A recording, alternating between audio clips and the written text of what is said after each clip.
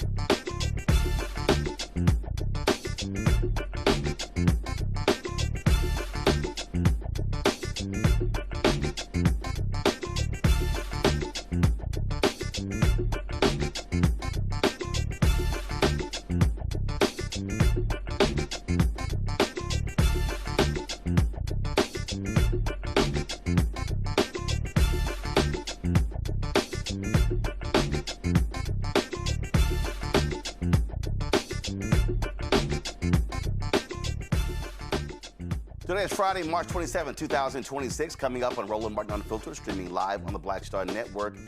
Donald Trump talks to 800 farmers at the White House today. None of them black. We'll talk with John Boyd, president of the National Black Farmers Association. Now, folks, in Georgia, Donald Trump won that state in 2016, lost in 2020, won it in 2024. So why do Republicans continue to change the laws in order to make him happy? Now they are trying to target nonpartisan DAs in 5 metro Atlanta counties. What do they have in common? Black people. We'll talk with 2 Georgia lawmakers. In North Carolina, a judge has upheld the state's voter ID law. No shock there. A MAGA-aligned dark money group used an unauthorized photo of President Barack Obama and misrepresented his position on the Virginia vote to change their congressional map. Michael Eric Dyson delivered a powerful prayer on the floor of the Tennessee State House. Republicans walked out, some mad white evangelicals. Guess what? I'll talk with him and State Rep Justin Pearson, who invited him to pray.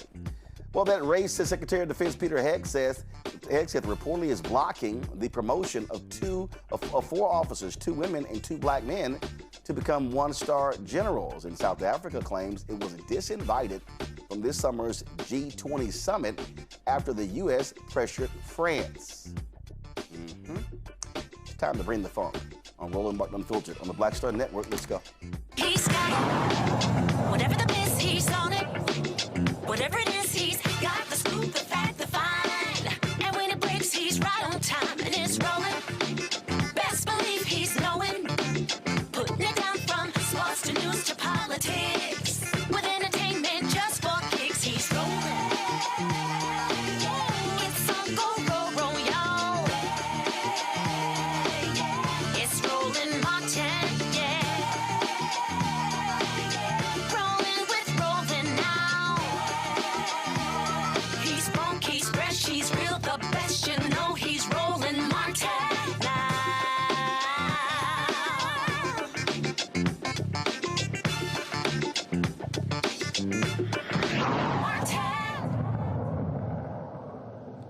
All right, folks. A Georgia Republican wanted to create nonpartisan district attorney elections in all counties and appoint a medical examiner rather than, y'all, this is seriously, elect a coroner. Senate Bill 573, introduced by Ackworth Republican Senator Ed Setzler, would apply to Fulton, DeKalb, Gwinnett, Cobb, and Clayton counties.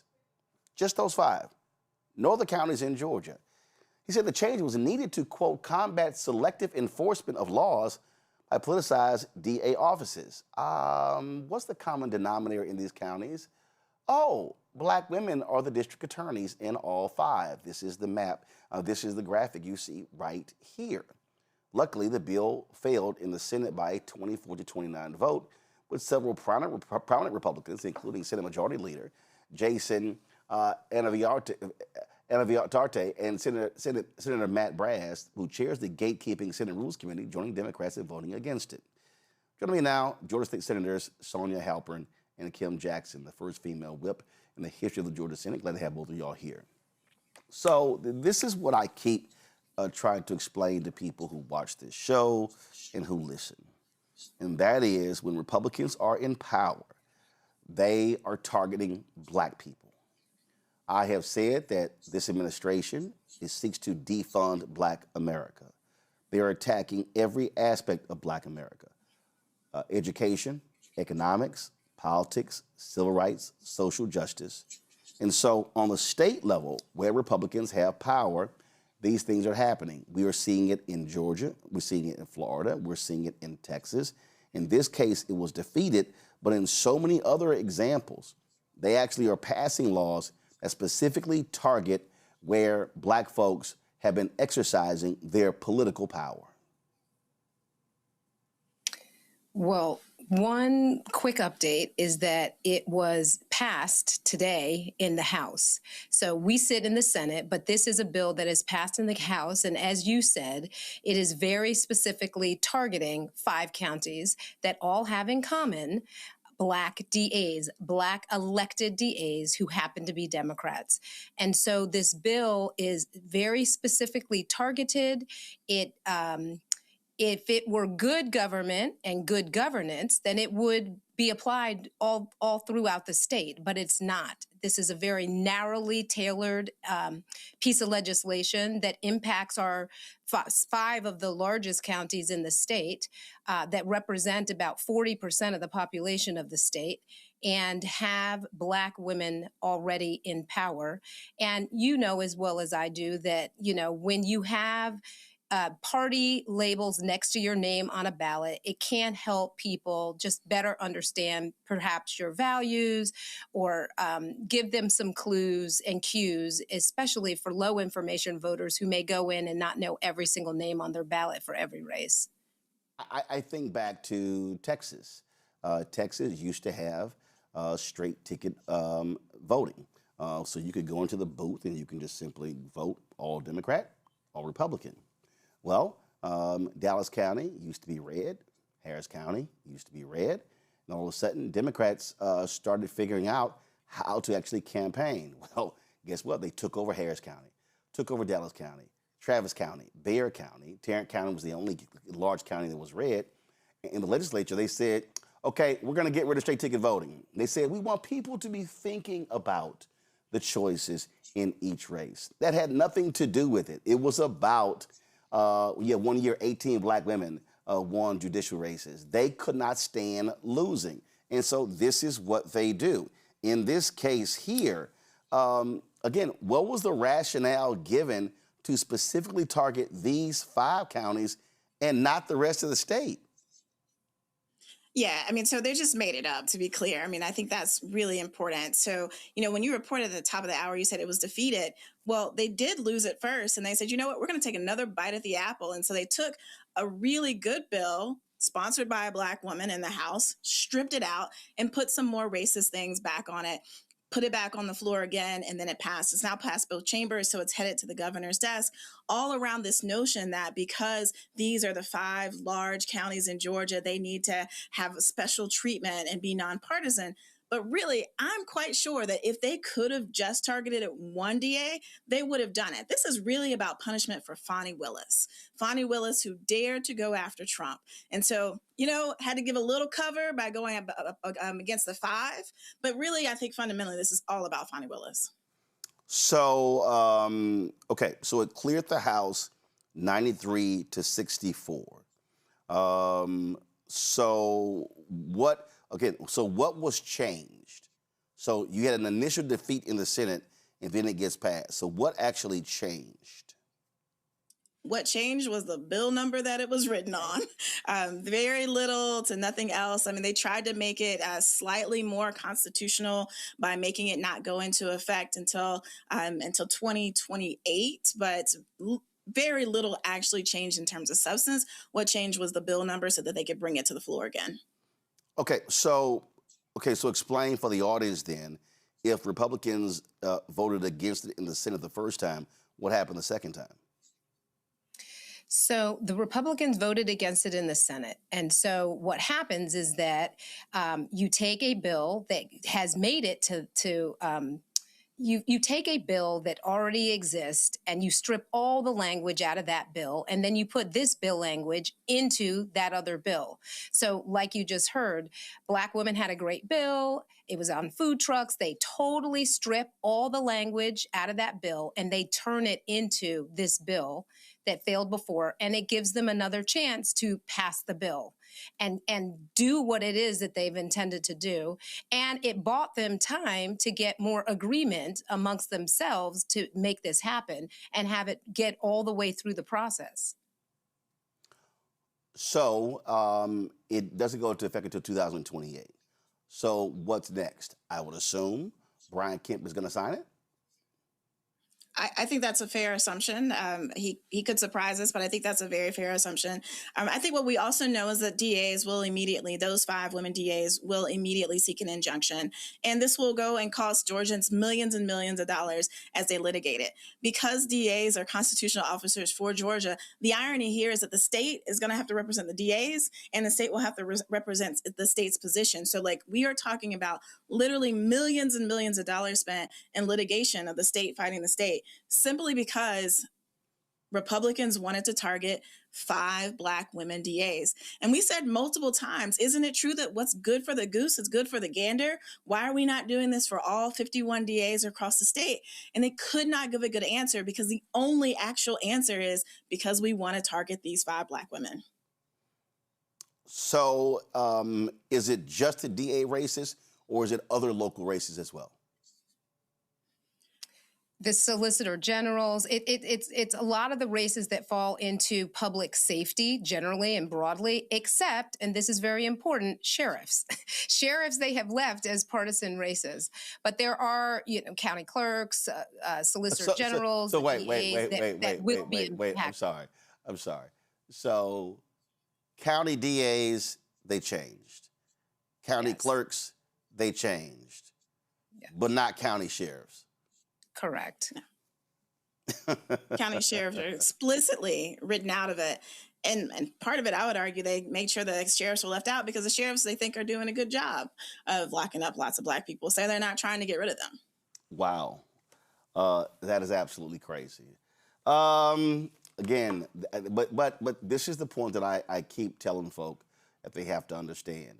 This is what happens when you don't exercise your voting power. When we stay at home, when we don't maximize, and when I say maximize, I keep saying we need Black folks voting at 70% of our capacity. You've got state, and we talk about gerrymandering. Okay, you know what? State offices are not gerrymandered, and so there's an opportunity for Black folks to truly exercise their power in Georgia to win state offices.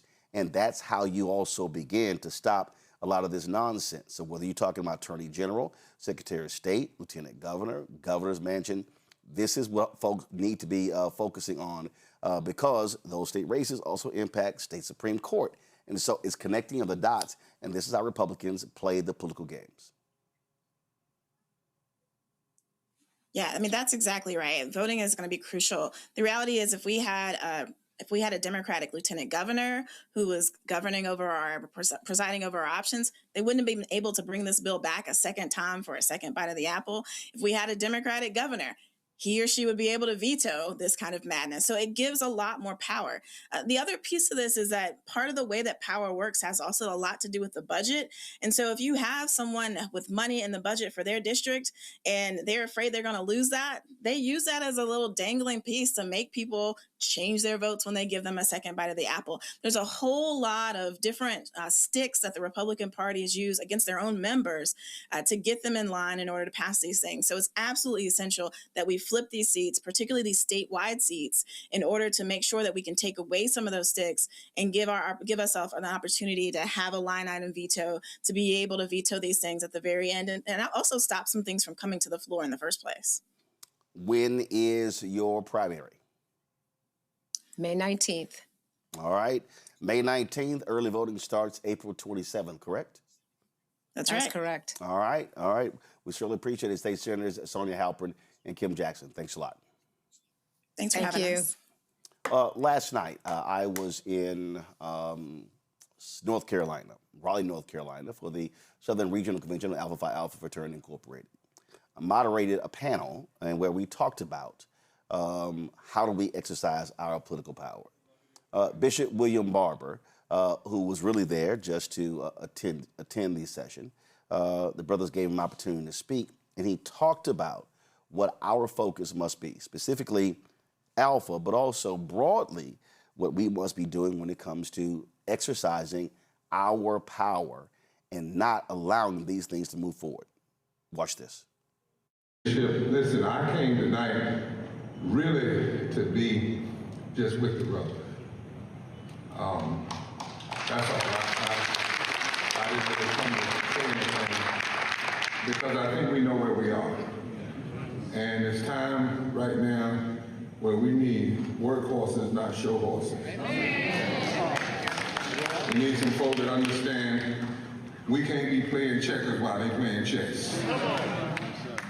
There is a third deconstruction going on, and we must decide that we will have a third reconstruction. I've been battling a disease for 47 years. And I remember the day that the doctors told me it was over, and I had to make up my mind, would I believe them or would I believe God and my own committee?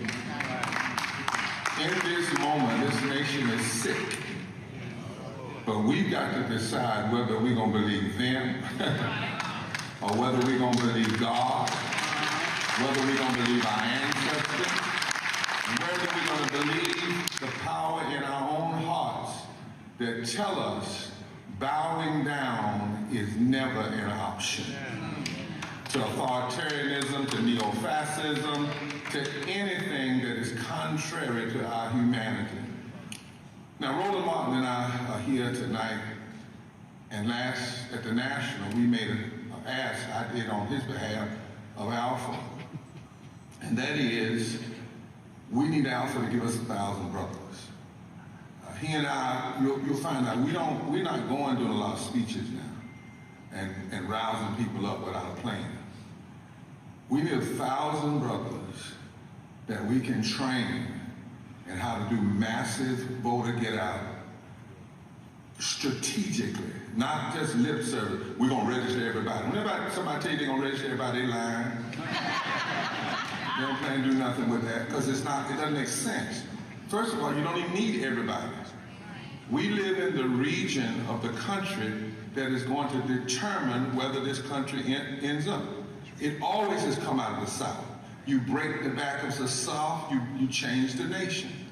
And quickly, right now, we are in a place where if just 20% of black folk that have not voted or registered in the southern states from North Carolina to Texas, if just 20% would vote strategically, it shifts everything. They don't want us to know that, but that's the reality. And in most of the southern states, it's less than 12%. And if you connect that to progressive whites, poor and low-wage whites, which all of them are not voting against their own self-interest, and others, it goes down to like 5%. So the question is, are we going to do the work? We got all the tools. We got Black Star Network.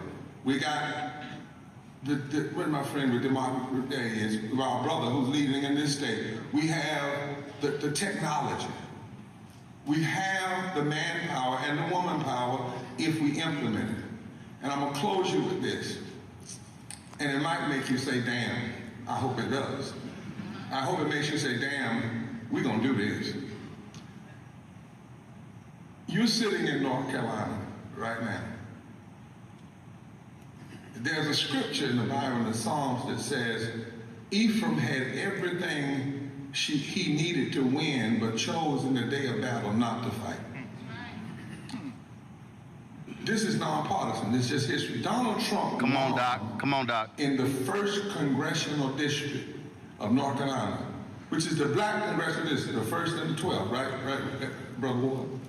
Donald Trump won in that district.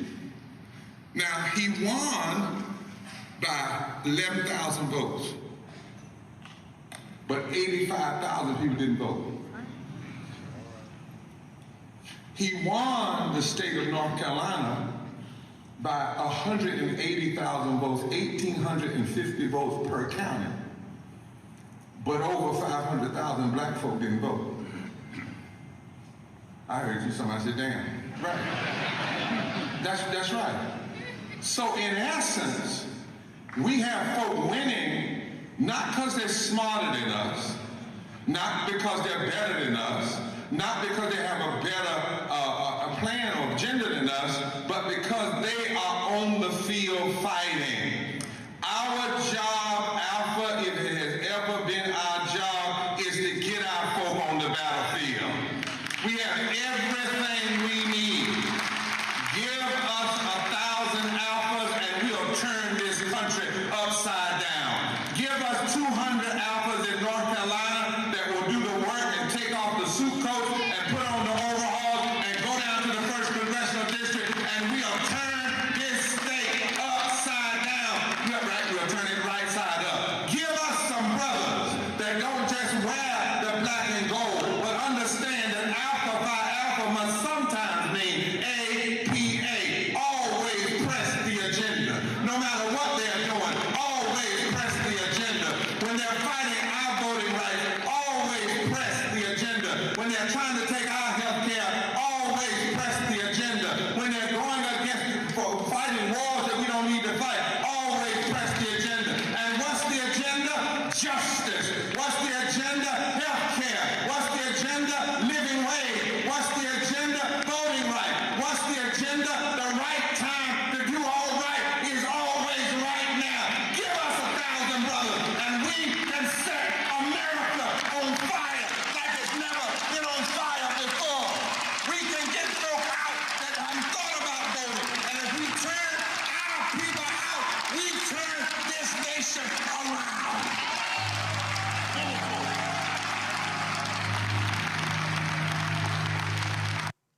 So let me also expand this. Vivek Ramaswamy, who is running for governor of Ohio, he announced in a piece that was in the Columbia Dispatch that Ohio must reform their public universities. Well, guess what he is proposing? He is proposing that Ohio shut down the University of Akron, Kent State University, and Central State University. Central State University is the only public HBCU in Ohio. So, again, the person who is going to win the governor's race is going to be driving this particular agenda. I need our folk to understand that this is us playing offense and defense. What we are literally dealing with are Republicans who are attacking everything in Black America. You don't believe me? How about the Florida Attorney General, who announced that he wants to go after the NFL because of the Rooney Rule, calling it discrimination. Y'all, the Rooney Rule only deals with hiring. I'm going to talk about that later.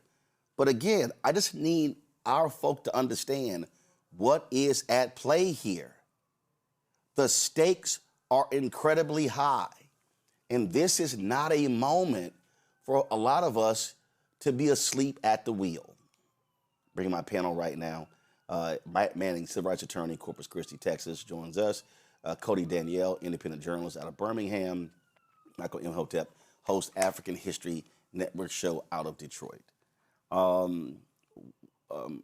Danielle, when I look at this Louisiana versus Cali decision, it's a Louisiana case, but that could very well end the congressional seats of Congressman Shamari Figures, as well as Congresswoman Terry Sewell. It will give these folks the leeway to create new districts and not have to factor race into it at all. That's going to impact county races, judicial races, state reps, state senators, judges, on and on and on. And then we begin to look at so many other things here. We are under a wholesale attack in Black America. And I just keep thinking about that scene from Scandal, where the Joe Morton character tells the Kerry Washington character that you're running around and hopping in a field where bombs are going off and you're mistaking them for daisies. Yeah, I'm glad you brought up the case with Shamari Figures and Terry Sewell. And just to give the people some context, Shamari Figures just won that district in the last couple of years. So the state Supreme Court ruled that the congressional map here in the state was unconstitutional because the state is, I think, about 27% Black, but they only had one district that was that represented the state population, which was Terry Sewell's congressional district at the time. So now there are two districts in the state of Alabama that represent the population of about 27%. And so right now, what I'm fighting and what I'm telling people on my own platforms is that, hey, Tommy Tuberville, who I'm sure you've heard of, Roland Martin, I'm sure he's trying to attack everything that is not white. He recently has who has attacked the Islamic Academy that's here in the Birmingham metro area and has claimed that they are terrorists and they're trying to indoctrinate people with evil things. I mean, I don't even know how to summarize what all he has claimed that they're doing because we know that it's false.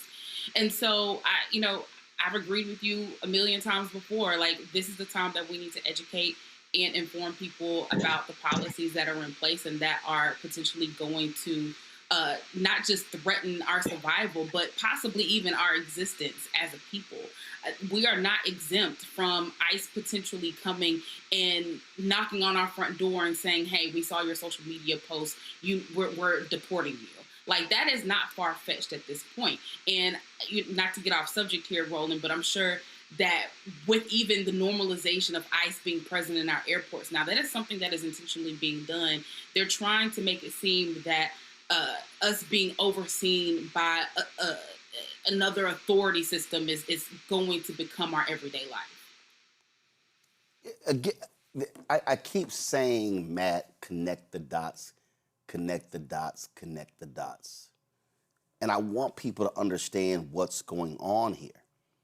That we have to look at this as one wholesale attack, but just different tentacles that are operating at the same time. Absolutely. I mean, that's exactly what it is. And it's something we've talked about on this show ad nauseum because it comes up every time, and we have to continue discussing it. I mean, we're watching Republicans attack library boards. Like, literally where I live, they have attacked the library board. It's about attacking every system. It's about delegitimizing every system and then trying to stack that system with your people to make it where you want it to be, what you want it to be. And what I thought was particularly interesting about this Georgia situation is that they couldn't enshroud the racism. They couldn't really separate the racism from the policy, because if you look at the policy on its face, it's actually something that wouldn't be bad. Nonpartisan election of prosecutors, right? Nonpartisan affiliation for prosecutors, and then you have other things that would apply to people across the board. That's actually something I've thought our judges here in Texas should have for a long time. However, when you're only targeting 5 DAs in the state, all of whom are black women, then you can't hide that what it's really about is trying to delegitimize and take the power away from those black women.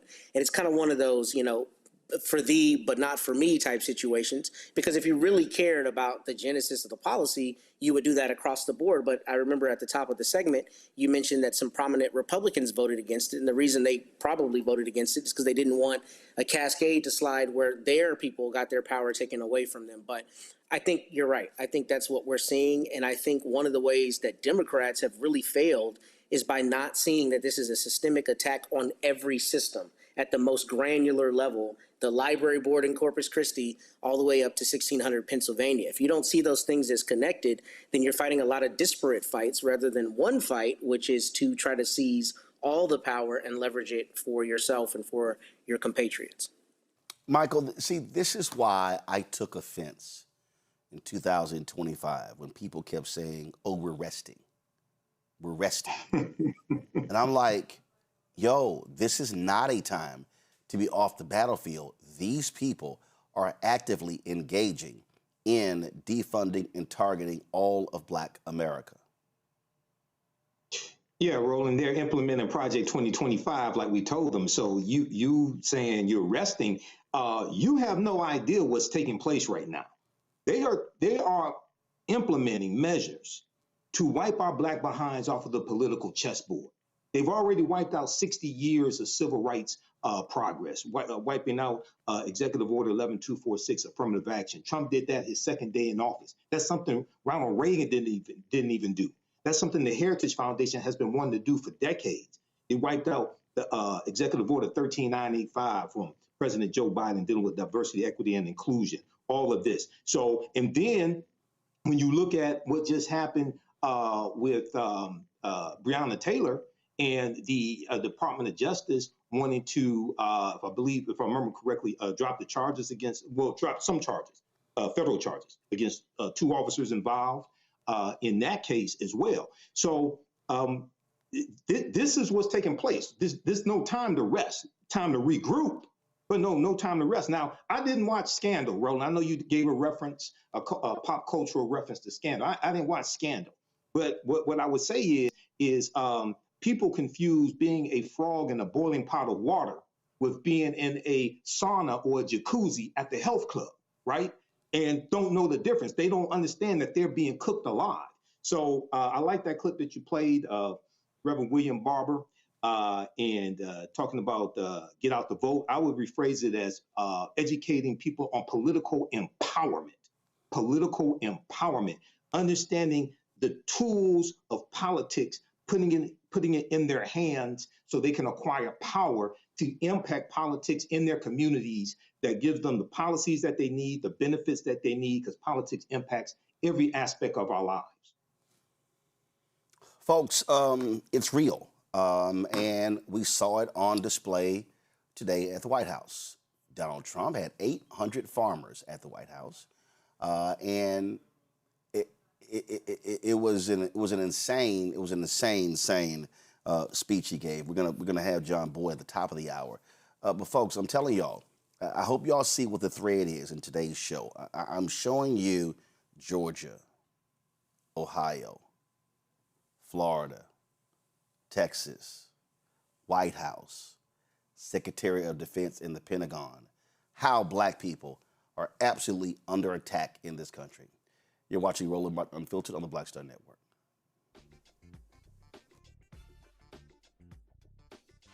A decade of love, joy, and power. Black Voters Matter is 10 years old, and we are just getting started. This is love with a purpose. This is Black joy in motion. This is unstoppable power. Across campuses, neighborhoods, and back roads. Let's go! We show up, not just to vote, but to be seen, to be heard, to belong. We ride together, we organize together. We remind each other that our voices matter because they always have. Black Voters Matter is about more than ballots. It's about housing and healthcare, clean water and living wages, education, reproductive freedom, and dignity. It's about turning pain into action, turning belief into movement, turning community into power. We don't wait to be invited. We bring the energy. We bring the love. We bring the people. Because when Black communities come together, we don't just survive, we thrive. This is how change happens. This is how history moves. We organize, we build, we win. Hey, I'm T.D. Jakes, and you are watching the Black Star Network.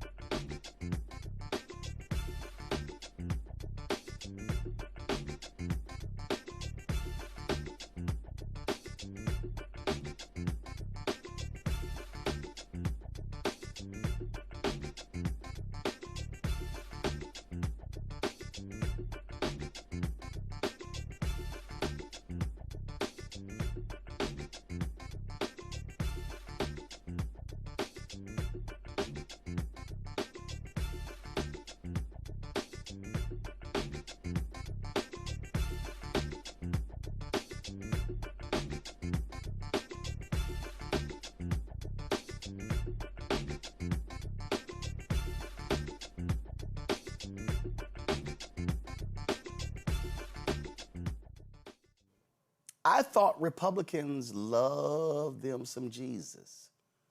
Well, Tennessee State Representative Justin Pearson, he invited Reverend Dr. Michael Eric Dyson to pray before the Thursday House session began in Tennessee. Now, this is a common thing where different people of faith are there to pray. Dyson is a Christian, and so he chose to speak the word of God and to pray for all of the legislators. But not all of them were happy with his prayer. Watch.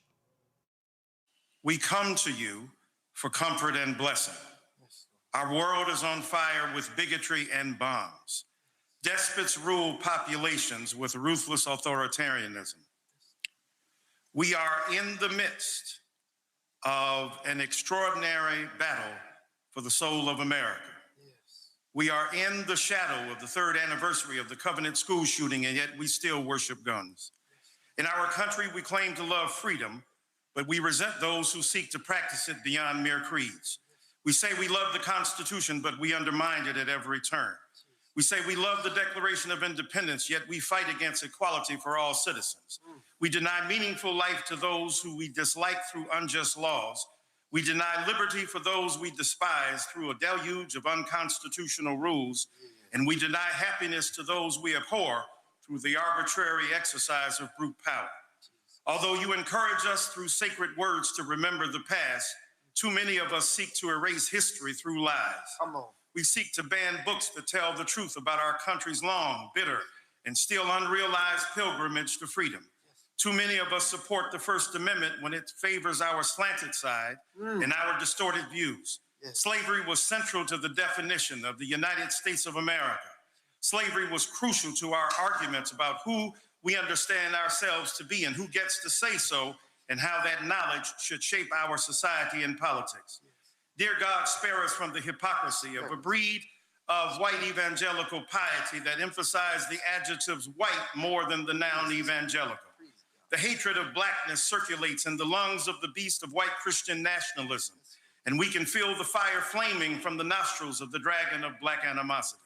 Too many of our white evangelical brothers and sisters toss in with a petty, prevaricating pariah who is a callus on the heel of American government and a wound on the body of American democracy. Dear God, we are victims of a tyrant whose malignant narcissism seduces too many citizens to mimic his deadly deceitfulness and emulate his corrupt character. His mouth is full of lies, baffling, corrosive, and tendentious lies, lies that mock any shred of honesty left in our politics, lies that are made up on the spot to justify wacky and wicked actions that lack a hint of intellectual depth or moral decency. Dear God, he and his compatriots attack DEI, and yet they lack the presence of mind to acknowledge that their mendacity is driven by mediocrity. Yes. It is a mediocrity so pervasive and paralyzing that it is laughable that they dare attack women and queers and black folks and indigenous people and brown folks and, yes, immigrants. Their ICE initiatives, whether on the streets of our cities or at airports, are the frozen edges of a bombastic militarism that undermines the law and disrespects the lives of ordinary citizens. Dear God, permit us in this hour of chaos and strife to find our way back to you, the God of the vulnerable, the God of the lost, the God of the oppressed. May we find ways to oppose hate and embrace love, oppose violence and embrace peace, oppose terror and embrace security. Teach us to love and uplift one another, and in so doing, uplift the precious principles and life lessons that you have taught us for centuries. Amen. Amen. Well, and at that point, they did the Pledge of Allegiance. Joining us right now is Reverend Dr. Michael Eric Dyson and Tennessee State Representative Justin Pearson. Representative Pearson, I'll start with you. Explain to people how the rules work where you're allowed to invite your own person to pray. Absolutely. So it's one of the privileges of being a member of the House of Representatives, where you have a chaplain of the day. And I was fortunate months ago to be able to have Reverend Dr. Michael Eric Dyson to be our chaplain of the day. But we do this. Every elected official has the opportunity to have their imam or to have someone of their faith tradition to speak. And we were fortunate to have him speaking in the Black prophetic tradition that we know breaks shackles and puts white supremacy to shame. Michael, obviously you knew that was going to ruffle the feathers of some of those white evangelicals who love to claim that Jesus is the center of their joy, but they use that same Bible the same way the slaveholders did. They actually advance a slaveholder religion. Absolutely. And as Representative, soon-to-be Congressman Pearson has indicated, we come from a tradition. Roland, you're part of that. Representative Pearson is part of that, of a prophetic Black Christian tradition that cries out against the misery, the heartbreak, and the oppression that we see around us. And so I didn't go there in viciousness or nastiness or, any other kind of spirit, except to do what the Bible calls us to do, is to call out wickedness in high places, is to expose the immorality that often passes for common decency. And white Christian nationalism has been a bane to our existence because it's the joining of Christian ideology on the one hand, or Christian theology, with a white supremacist ideology on the other. And we've got to oppose that and resist that. And when Representative Pearson invited me into Tennessee's House of Representatives, I knew I wanted to at least focus on that. Because after all, a bill was recently suggested, thank God defeated in that August body, to give the death penalty to women who had abortions. This is the kind of extremist ideology that has choked the lifeblood of Christian thought in those quarters, and I wanted to express a different worldview. And Representative Pearson, the reality is, you've got some of your Black colleagues who would rather play footsie with the devil in that chamber. They have not been particularly, some of them, happy with you, Representative Justin Jones. They think y'all loudmouth. They think y'all make too much hay out of things. But it's also important that if you're going to have a prayer, that leader should speak prophetically. Anybody, even these white evangelicals, well, it all depends on what Bible they use. When you talk about the prophets said things to David, to Saul, to others they did not want to hear. That's the whole point of a prophetic tradition. You are to say things that are going to make folk uncomfortable. But people want to adopt a religious view, particularly for people who practice Christianity, that sanitizes Jesus, right? That sanitizes the gospel to the point where Jesus, in essence, is just a good guy who something bad happened to. But he isn't a radical revolutionary who advocated for the poor, the marginalized, the disinherited, the disenfranchised, who elevated the status of women to equality. You know, they try and transform Jesus into being a tool of oppression rather than a tool of liberation. And so when we speak through the Black prophetic tradition that says in the James Conian way, right, God is on the side of the oppressed, God fights and is on the side of those who are marginalized, people who perpetuate the policies, the practices, the ideologies that continue that oppression oftentimes feel like they are being targeted.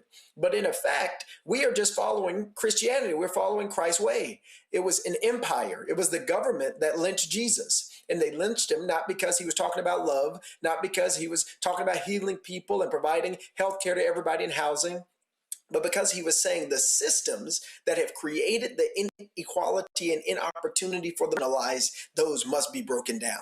Those shackles must be destroyed. And in this moment and in this time, that is our responsibility, particularly as Black people who have made it for 400 years in this country, because of people who understand our work in our legislatures, our work in media, only for the liberating of people who are oppressed. That's our, and if you are uncomfortable with that, if you don't like that, if you think it's too loud, if you think it's too anything, it's you are not following. If you are not following the Christian way.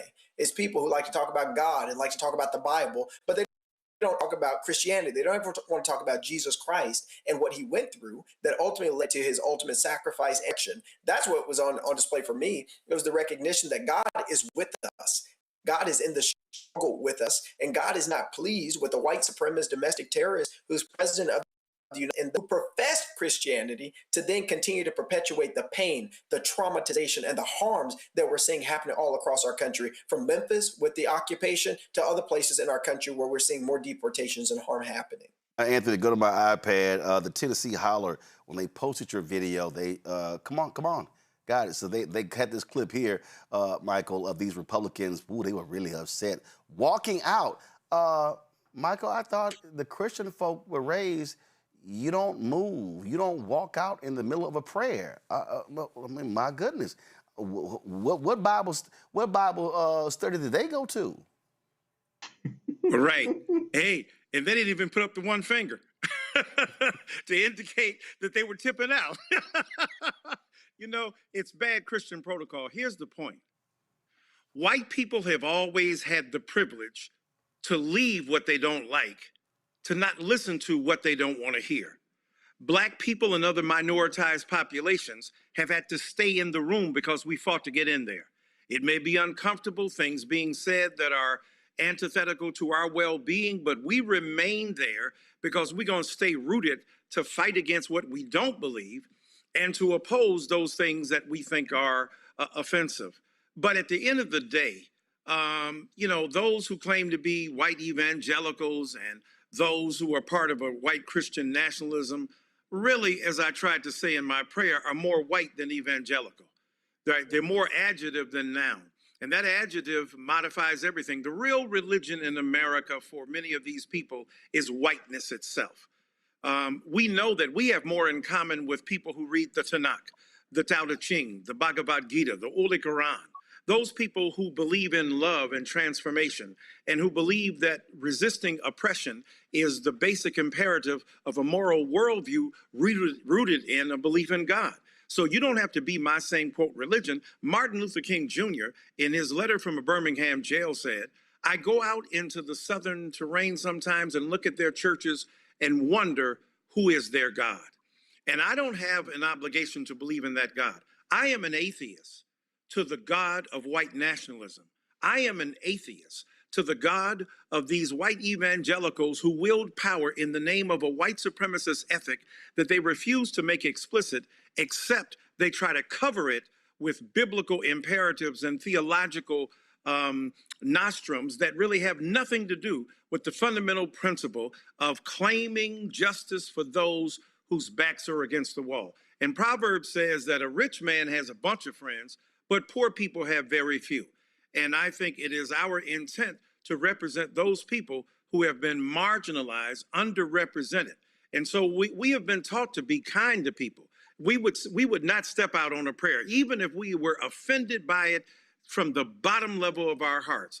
But these white folk seem to believe that they can turn their backs on a gospel that they think is representing wrongly the Spirit of Christ. Well, stay, make an argument, talk about your belief in God, as opposed to rejecting outright the ability of people to have religious pluralism. And in this case, what I mean by that, a different vision of Jesus than you're bringing together. And black folk have an obligation, prophetic black folk have an obligation to raise up the bloodstained banner of that truth, no matter what it's cost.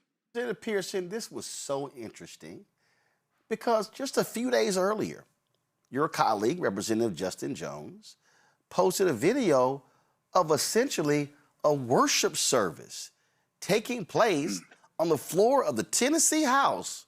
Roll it.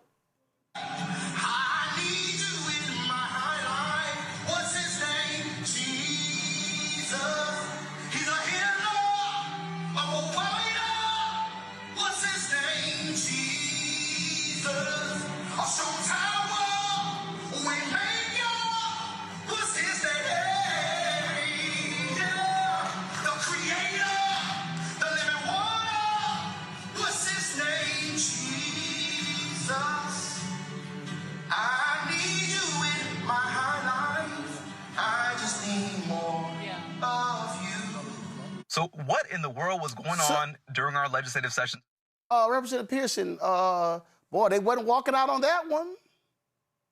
No, because as long as they have a Jesus that they can control, that they can manipulate enough to be able to bludgeon, to be able to take away access to health care, to hurt women's reproductive rights, to attack queer people, to separate black folk and white, as long as their religion is big enough for them to be able to hold it and mold it for oppression, they'll pray to that God. They'll worship that Jesus. But once you remind them that Jesus is brown-skinned, that he was the son of a teenage mother, that he did not come in and on a white horse and living in a castle, but rather was a poor person who came from the bottom in order to save and have salvation for everybody. Once you start telling the true gospel, they start to lose their religion. Because as Dr. Dyson was saying, the religion is not actually what's in the book. It is white supremacy, and their religion is only oppression. And so any challenge to that, any question to that is what you see them walking out on. They can't stand it. They don't want to talk about it. They don't want to listen to it. And you ask them, and I have, what did Jesus say about that? Because Jesus gives us 2 commandments. Right? When asked, what are the 2 things you got to do? You got to love God with all your heart, and you have to love your neighbor as yourself. And who is your neighbor? I'm convinced that the neighbor in this moment in time is the immigrant. Right? The neighbor is the black woman who needs more resources. The neighbor is the person who's being priced out of their community because multi-billion-dollar corporations are buying their neighborhoods. I believe our neighbor is the person who can't afford access to health care because pharmaceutical companies keep making billions and billions of dollars in profits while we suffer and struggle. And you say that, and they're like, no, that's not in the book that I read, because that's not the book they are reading. That's correct. They're reading Project 2025. That they're reading a different book. It has nothing to do with Jesus Christ. It has nothing to do with Mary Magdalene. It has nothing to do with healing the sick and giving sight to the blind. Their philosophy and theology only surrounds how do you get more white, mediocre men more power. And if you can do that, then they'll worship it. Then they'll pray to it. Then they'll praise it. And this new apostolic reformation that P. Hegseth and all these other folks are a part of is dangerous.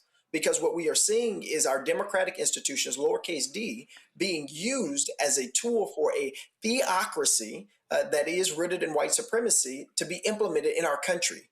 And so when P. Hegseth is the Secretary of Defense, they call him Secretary of War now, right? When he is in these positions of power and they're taking this ideology into the places they serve, we see the Joint Chief of Staff, a black man, getting fired. Right? We see a lot of the services like USAID, which made sure that HIV was going down and made sure that poor communities, particularly in black places on the continent of Africa, got resources. Those get destroyed by Elon Musk and Doge. That's not accidental. right? Like they are literally antithetical to the calling of Christ, which is to lift up the marginalized, the lonely, and the lowly. It is what he says, right? What have you done for the least of these? But instead, they are eradicating all of the programs, all of the resources that would, in fact, help the least of these in our world and in our country. But if you need billions of dollars to go to war, right, on behalf of Israel against Iran, they are happy to do that. But they can't give you Obamacare subsidies to ensure that you have access to health care, right? Like the dichotomy and the hypocrisy is really apparent in what we're seeing. And again, as we heard what Michael said, and juxtapose that with what Franklin Graham. Oh, and by the way, let me be real clear. Billy Graham was a pastor. Franklin Graham is not a pastor. Let me just be real clear, okay? He is not ordained. He ain't been to seminary. So he acts like he has assumed the mantle of his dad. He only has that mantle because he's a man, because of what's between his legs. The real pastor who followed in the footsteps of Billy Graham is his sister, Ann Graham Lutz, but she's a woman, and she couldn't get the family jewels. But this is what this so-called evangelical Franklin Graham had to say at CPAC. Listen to this. And I love Donald Trump. Is he perfect? No. But I love that guy. I love him. And we'll only have one chance at this. We'll never get another president like Donald Trump. Never. And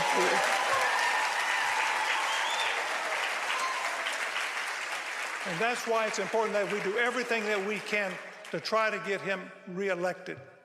Y'all hear that? This fool was talking about getting reelected. Michael, this is who these people are. He knows it's not constitutional, but this is what happens when you have a white evangelical who will sell his soul to Donald Trump, knowing he is a liar, he is an insurrectionist, he is a thug in chief. I mean, absolutely right. And they had a problem with Obama because he had a tan suit and tan skin. Well, first of all, Franklin Graham often questioned the Christianity of Obama. Oh, absolutely right. As did the present president of the United States of America, who reads the Bible upside down and calls it 2 Corinthians. But this is your king and this is your leader. This, again, is, as Representative Pearson so brilliantly articulated, this is what happens when real religion is displaced by ideological affirmation, by white identification with the other. When Pete Hegseth today, part of that apostolic reform tradition, his pastor and another Christian minister prayed for the death of James Tallarico, prayed that he would be killed. And then they tried to, in a way, revive it by saying it was a metaphor, to die in Christ and to be raised again. And so, no, bro, you knew what that was going to signify. You knew how that was going to amplify. You knew how that was going to echo across the waves of white supremacist ears that heard a dog whistle for this man to be snuffed out. This is the justification that they offer. And then we know Pete Hegseth today removed from the list of those to be promoted in the military, in the Army, 2 black people and 2 women who were going to become 1-star generals. And it is no, if you will, accident that the 4 people removed happen to be women or black people. Why? Because the white supremacist agenda is right before our eyes. And the Christian right is justifying and legitimating the insurrectionist appeal, a theology of apostasy against the very depth of our commitment to the true God, which says we must sacrifice and redeem the nation through that sacrifice. I hear nothing about redemption from these people. I hear hatred, I hear bitterness, I hear bile, and this is for a fascist, a dim-witted dictator, a dummy demagogue who refuses to acknowledge the centrality of intelligence or science. And those, it is not just him, it's those who surround him. this featherbrain, this ninny hammer, this person who has no basic intelligence, who is except a genius of manipulating the media, that we must acknowledge. But those around who know better should never again tell us about the Constitution that they will always offend, the Declaration of Independence that they will never read, the Bill of Rights that they reject constantly, or the magnificent credo of this nation, e pluribus unum, out of many one. That is diversity, equity, and inclusion in one simple phrase that they consistently deny. Why? Because it undermines the legitimacy, the worth, the value in their eyes of what whiteness is. The real religion in this country is whiteness. The real politics in this country is whiteness. And the real goal of those white evangelicals in cahoots with these ideological extremists who are really identitarians in the worst sense of that term, is about whiteness in this country. And anything that challenges that will never be accepted. Indeed, indeed. Michael Dyson, Representative Pearson, I certainly appreciate it. Thanks a lot. I appreciate you. Folks, going to a break. We come back. Black farmers, were they in attendance at the White House today when Trump talked to 800 farmers? Nope.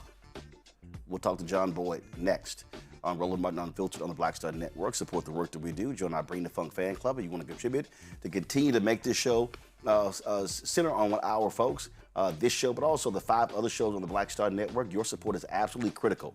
Our goal is simple, to get 20,000 people contributing on average $50 each a year. That's $4.19 a month, 13 cents a day. That raises $1 million. That offsets the expenses that we have, which come out to be about $195,000 per month. If you want to support us via Cash App, use the Stripe QR code. You see it right here. That's also for credit cards. Checks and money order. Make it payable to Roland Martin Unfiltered. P.O. Box 57196, Washington, D.C. 2003 7-0196. PayPal's R Martin Unfiltered.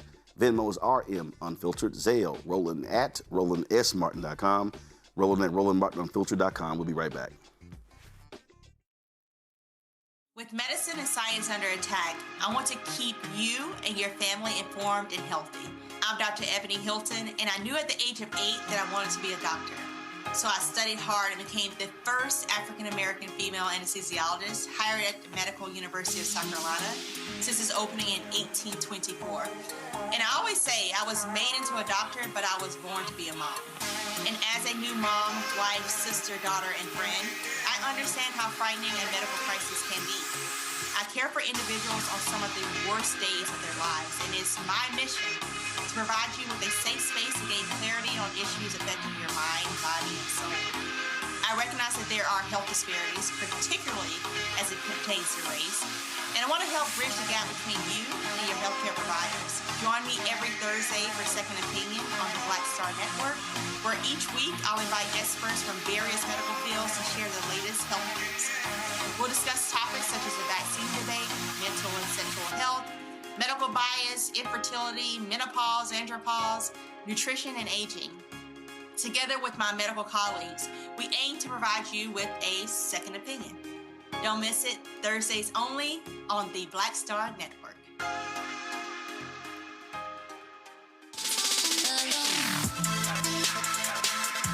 Hey y'all, welcome to The Other Side of Change, only on the Black Star Network and hosted by myself, Bria Baker, and my good sis, Jamira Burley.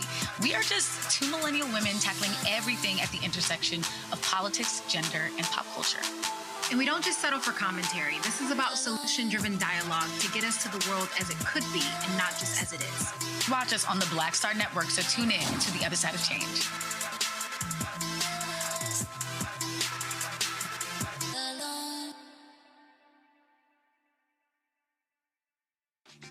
My name is Bill Duke, and you're watching Roland Martin Unfiltered.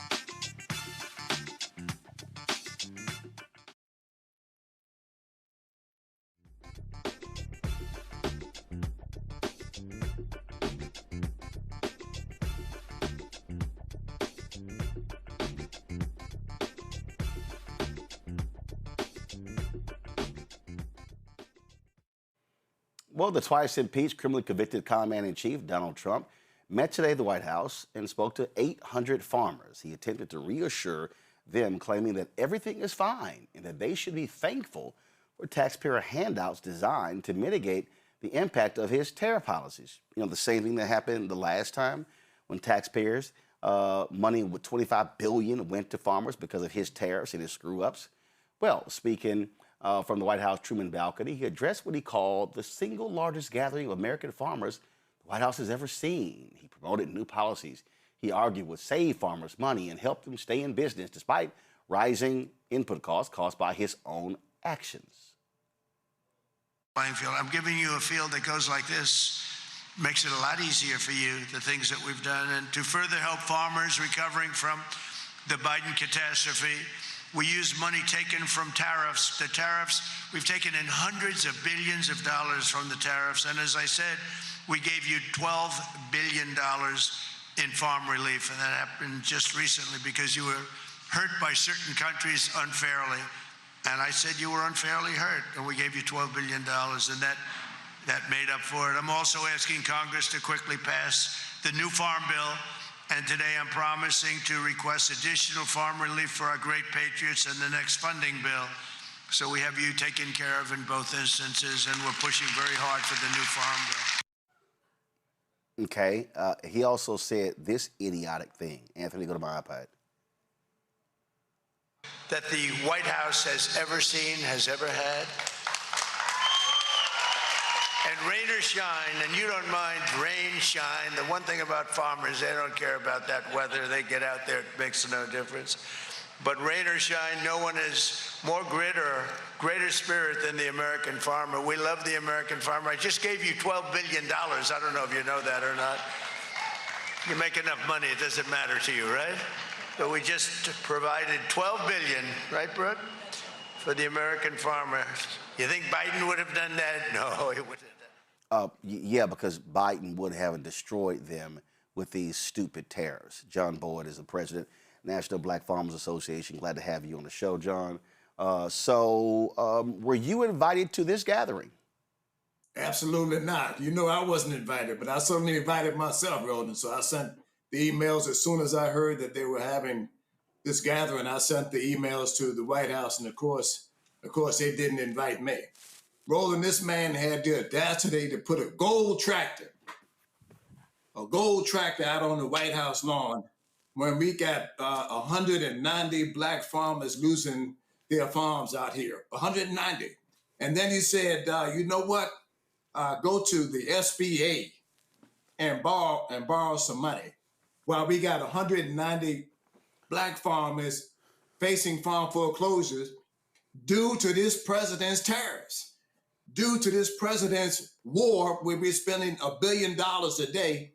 And not only that, he was touting how much money he made from the tariffs while we paid for the tariffs. The farmers were the one that paid for the tariffs. Right. He paid for the parts that came in, and we lost the money due to lost income, all by this president's policies. So I sat there and watched that, and he said, he had 800 farmers out on the White House lawn, but didn't invite any black farmers. Like, we don't contribute to America's agriculture fabric.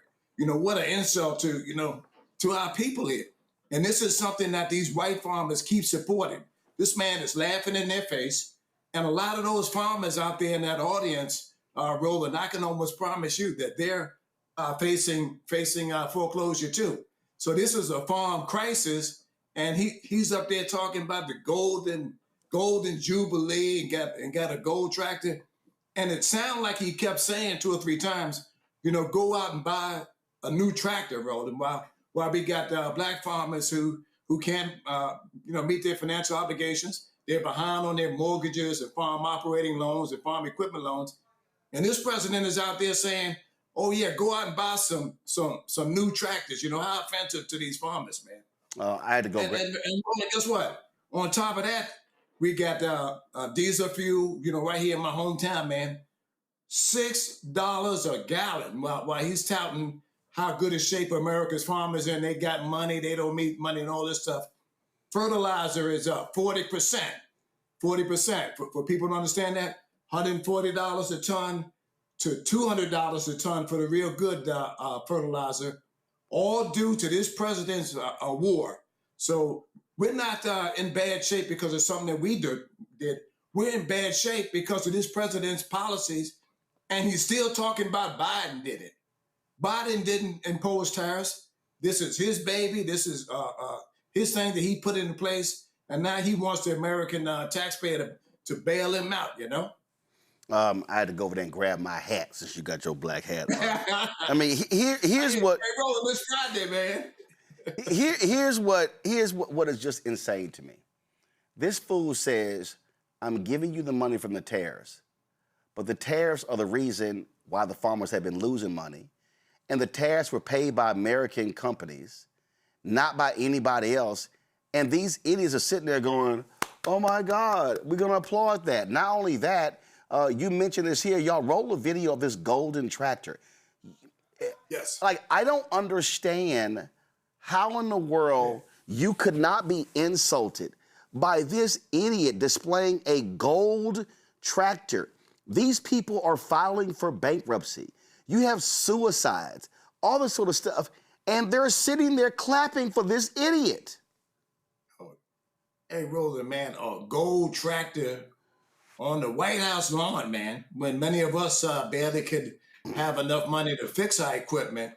He said, I think I counted at least 3 times, to go out and buy a new tractor, man. So it's almost like it was an endorsement for John Deere and some of these other companies who, as you know, don't like black farmers too.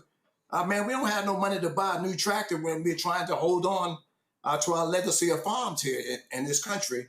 And this, I'm gonna keep saying it, that man right there you're looking at, that president is the one that has put America's farmers on the farm auction block. And like you said, bro, they're sitting up there clapping, man. Like they was just glad to be there. And anything he said, they was clapping for him. And I'm gonna keep saying it again. It's his policies that have put American agriculture in the bad shape that it's in. Those tariffs to Canada, China, Mexico, and now we over here in this war that's costing us $1 billion a day. And he keeps boasting about that American farmers are doing so well. When farm bankruptcies are up 46% in this country, but he said we're doing good. Farm suicides are up in this country, but he says that we're doing great. And record numbers of farm foreclosure in this country all happened on his watch. This stuff didn't happen on Biden's watch. This happened on this president's watch. Yeah. And I'm gonna keep saying it. He gets an F-. And that's probably why I didn't get an invitation to his meeting, because I would immediately say, what are you going to do to stop farm foreclosures in this country so that these 190 black farmers can keep their farm? I mean, that would have been my first question to this president. We often talk about white folks voting against their interest. New York Times today has this article. A Republican farmer relies on immigrant work. He sees his party erasing it. For 20 years, Tim O'Harrell has asked lawmakers to acknowledge that America's food supply depends on immigrants. Politics went in the other direction. And I'm trying to understand, well, dumbass, why would you keep voting for Republicans? They are on record. Like, their policies are destroying your business, and this idiot keeps voting for them. They keep voting for him. And Roland, guess what? It's almost planting season, and they're going to miss the migrant labor that some of these guys, and they're seasonal workers. They come here to get paid to send money back home to their community. They're not murderers and thieves and all these things that this president keeps saying that they are. Those farmers are going to miss that help, because guess what, Roland? Black people ain't doing farm work anymore for free and minimum wage and all that stuff. So they're not going to be the ones doing it. And I don't know if you remembered, the secretary and the president said, oh, the people who are on disability, the people that are on food stamps are going to do the work that these migrant laborers are going to do. Man, no, they're not. Tomatoes, man. Look right here. Look right here. You know? Immigrant workers are the lifeblood of the O'Harrell farm, a 4-generation family enterprise with 1,600 cows in northeastern Wisconsin. But many of them will not travel to Mexico to see dying parents or drive to nearby towns to visit siblings or let journalists use their names in newspapers because they're afraid of being swept up in the Trump administration's immigration crackdown. And this right here is what I've had to try to explain to a lot of black people who are like, well, you keep defending immigrants. No, I'm not defending immigrants. I'm defending facts. This is what in the New York Times piece, it says that they need to hide strikes the O'Hara family as morally wrong, but also as potentially bad for the country. These workers oversee America's milk. By one estimate, dairies that employ immigrant workers produce 79% of the nation's milk supply, and the price of milk would double without them. And you know what? We haven't seen anything yet. We haven't seen anything yet because this is going to be the first real season that the migrant workers won't be here the way that they have in the past. And you're going to see farmers not be able to make a crop, not be able to find the people that can do that work. And, you know, I'm not saying this in a bad way, but I don't have any migrant labor because, you know, I was taught to, you know, work hard. My daddy said, get out there from can to can, and I'll see you when I can, you know. So that's the way that black farmers are. So we're not the ones with migrant labor, but the large-scale white farmers, and they call them blocks, Roland. A block is 1,000 acres, and these guys got 7, 10 blocks, 10,000 acres, and they're going to need the migrant workers to make a crop. Those are the farmers that are going to miss it, and those are the farmers that continue to vote for this president. They voted for him 3 times, and from what I saw out there in that audience today, they're probably going to vote for him again. And that's called voting against your best interest. Anytime you're losing your farm, and you know that this president's policy is hurting me, but you keep voting for him because he's speaking all on your terms, a white-only America. And the reason I wasn't at that meeting today because they don't want black farmers there, Roland. All they want is to see in this country are white farmers, and that's what they think agriculture is supposed to look like. Yep. But they forget all the history and why they brought black people here in the first place. They didn't know how to farm. It was black people that came here and taught our white people how to farm because we were already raising corn and stuff in Africa, man. We came here and taught them how to do this stuff. And now they don't want us to own land. That's what this 190 foreclosures is about. They're trying to sell our land. And they don't want us to be able to produce healthy food for our people. All this is happening under this president, and he keeps hollering about Biden and Obama. Right. Way better. The price of soybeans that I sold under the Obama administration, $20 a bushel. Under this president, when he came in the first time rolling, it went down to $7 a bushel. And he keeps saying that he loves farmers, man. Something's wrong with this picture. I'm going to go to the panel right now, but look at this here. Go back to my iPad. A 2023 study by the School for Workers at the University of Wisconsin-Madison found that more than 10,000 undocumented immigrants perform roughly 70% of the labor on the state's dairy farms, and Wisconsin voted for Trump. Matt? And look here. Matt? That's exactly what I'm saying. He keeps taking away a population that is doing work that many Americans don't want to do. And putting ICE in the airports, that wasn't about helping TSA. That was about further antagonizing Hispanics, knowing that they're trying to travel and all these things. It's another way to have ICE there to lock up immigrants in this country, man. This president has got to go, and we got some midterm elections coming up. And if I hear another black person try to tell me that it's not important to vote, my vote don't count, and all this kind of stuff, man, it's going to be me and them rolling, because this is what happens when we don't vote in record numbers and we don't get involved in local elections and all of these things. You wind up with a president like Donald Trump that hates black people, and he's showing his hate and bigotry from an open microphone. They're not hiding this. They're doing it openly so that people can see, exactly what to do. And this week, they rolled back $300 million, a program that was set up that I lobbied for in Congress to get it in the Inflation Reduction Act bill, Roland, that allowed black farmers through these programs to buy land. And I fought like hell to get it in there. Now, this president is in office. They cut it that January, and they said, okay, we're going to leave a few of these programs in. Now they cut all of them. Now they cut the whole program. Anything to help Black people, they say that they can't do it.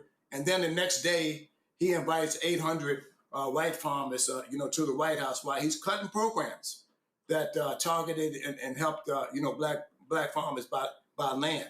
It's deplorable. It's deplorable behavior from the highest office in the land. Let's go to our panel. Matt, what you got? So my question, Brother Boyd, it's always good to see you. What I don't understand is how the farmers, even white farmers, are not exercising leverage. And I want to know really what is the leverage point here? Because, when we talk about, like, for instance, in COVID, one of the things people were worried about was supply lines and distribution, and all of that goes back presumably to farmers and what they yield. So what is the point of leverage, and how is that maximized here by both Black and white farmers? And before you answer that, all I want to say is I'm in South Texas, Roland, and you would think this would be the place that undocumented people are being, rounded up, and they're not. No. And part of that is because it's political, and as you know, being a Texan especially, they know that the economy relies on undocumented people, right? And even though they're not rounding them up, it's destroying the construction industry in South Texas. Correct. It is. But what I'm saying is the pageantry of all that roundup that's happening in Minnesota and all these other places is not happening in Greg Abbott's Texas to the way you would think it is, because Greg Abbott's saying, please, Mr. President, don't take away my economy and my political leverage. So there's some dishonesty laden in there. But John, I would love to hear your thoughts on the point of leverage, because I don't understand how farmers are not leveraging this political, circumstance, especially with how we saw them react to Chuck Grassley, I think about a year ago, when they were screaming their heads off at him. What is the point of leverage? Well, the white farmers aren't trying to leverage anything that's going to hurt this president.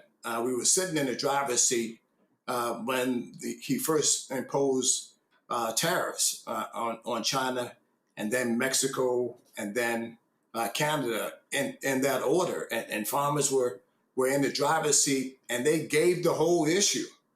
They gave agriculture to this president when they didn't speak up and push back against this president's tariffs. Oh, give him some time. We want to work with this president. They gave away our leverage as farmers.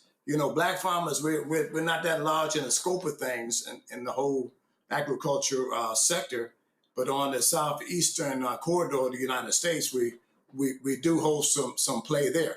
Most of the Black farmers you're going to find from the Virginia Delmarva corridor all the way around to like where you are in Texas, and there's very few in places like Iowa and Montana, and then there's about 3,000 Black farmers out in California.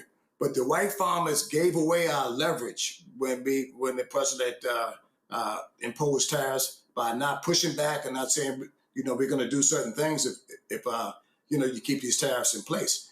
And guess what? They're still here. The Supreme Court shot it down, and he's still quietly for I think from the day of the ruling, he had 180 days to impose some of these other tariffs that he quickly put in place. And they left him in place, but if anybody don't understand what he's doing, he's collecting the money. Nobody knows where the money is, and that's what this president do. He collects money, and he doesn't show people where the money is. And I had a meeting up in Illinois where Illinois farmers came in, Indiana farmers came in, and 4 of the farmers asked the same question. Boy, why we got $5 or $6 diesel fuel, and this president went and took all the oil out of Venezuela. He said, where's the oil that we just took from Venezuela? And that's what this president do. He steals and he keeps the money, and he doesn't tell the American people what he does with it. So he used our taxpayer to go over there and take the country, but he's not telling you what he done with the money once they collected it. Michael. All right, John Boyd. Hey, it's good to see you again. I saw you today on MSNBC with Antonia Hilton. I wanted to. We ain't giving no shout out to other networks. Well, he's all over the place. He did a good job. MS Now ain't shouting us out. We ain't giving them no freebies. Well, no, I watch multiple things, Roland. So but we ain't giving them no freebies. Okay, Roland. All right. All right, man. But John, the question I have for you, you just talked about the $300 million land buying grant program. Now, you were quoted in an article from thegrio.com, March 25th, 2026, just 2 days ago. And this piece talks about USDA cuts to $300 million land buying grant further starves Black farmers, white-only America. Okay, and you talked about how this program is from the Biden era program intended to provide technical support and help farmers buy land. Now, Michael, Yeah, Michael, I want to remind you, Michael, he talked about that on this show before he went on there. No. This is from the Grio. I know this is from the Grio.com article. Well, I know that. So I understand, Roland. Right, but John was on this show talking about that like 3-4 days ago. Yeah, I saw him then too, but I'm just citing the article in the Grio. So yeah, Roland, you get credit for that. So if you're gonna cite the Grio, hell, just cite the show him on 3-4 days ago. Okay, what we doing here? 3-4 days ago. Hey, Roland, I'm gonna help you out, man. This is some people. Roland had it first. He had it first. We know that. We know Roland and this black cowboy had it first. I understand that. Well, what I wanted you to do, John, is just talk about this because this is something that gets classified as a DEI program. And you have a lot of ignorant Black people out here who said the Biden-Harris administration didn't do anything for Black people and that DEI only benefited white people and white women. Talk about more how this program benefited Black farmers that you actually know and represent, please.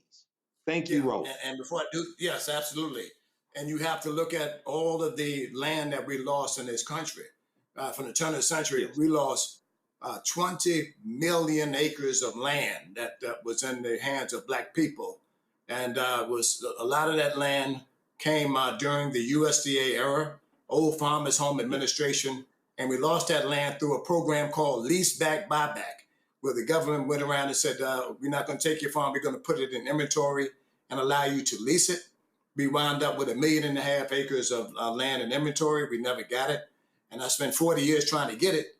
And once we got it, the administration repealed it. And Roland knows the story. Stephen Miller and all those guys actually sued us and stopped the land and $5 billion from coming back to us. So I was able to get this piece in there that allowed us to have technical assistance through various groups that service Black farmers and other farmers of color. That piece was good because it allowed them also to purchase land, to use that some of that grant money to purchase land, something that's what I've been all about the whole time. Roland would tell you, we go back probably 15, 20 years. And so I was glad to get that piece in there. And instead of Vilsack rolling it out swiftly, he took his sweet time, and now it's rolling over into this administration, who quickly looked at it and said, you know what, they want to call it, DEI. And here's what people I need to understand, Roland. They change our name every 10 years. Hey, board, you got to change your name now to Farmers of Color to get some traction on the Hill. Hey, board, you got to change your name to Social Disadvantaged Farmers, Farmers of Color, all of this stuff. So they keep changing our name, and now they call us DEI. And it's just another way to do away with programs that help Black people when white farmers got all of the subsidy. That's what that bill was about, man, because I said they got all of the subsidy. We didn't get any. And I'm trying to level the playing field. Stephen Miller and that bunch said, this is just this reverse discrimination that only helps one group of people. But he left out who got all of the $1 trillion of subsidy the whole time I was trying to get it, which was white farmers. So that's what happened in a nutshell. And this is another blow to Black America, who needs to wake up. Yep. Stop talking this nonsense, man.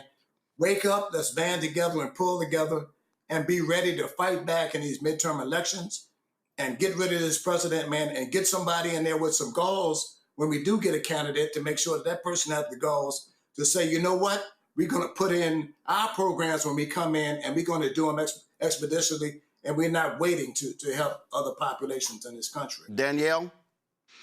Thanks. Yes, I'd like to know, what are the Black farmers doing to come together and strategize around how they're going to combat the things that this administration is putting up against you all? I'm out here doing the best that we can, and we're holding regional meetings. And I'm going to tell you something, and I know this is the platform that I can say this in. We got a lot of scared Black people out here, Roland.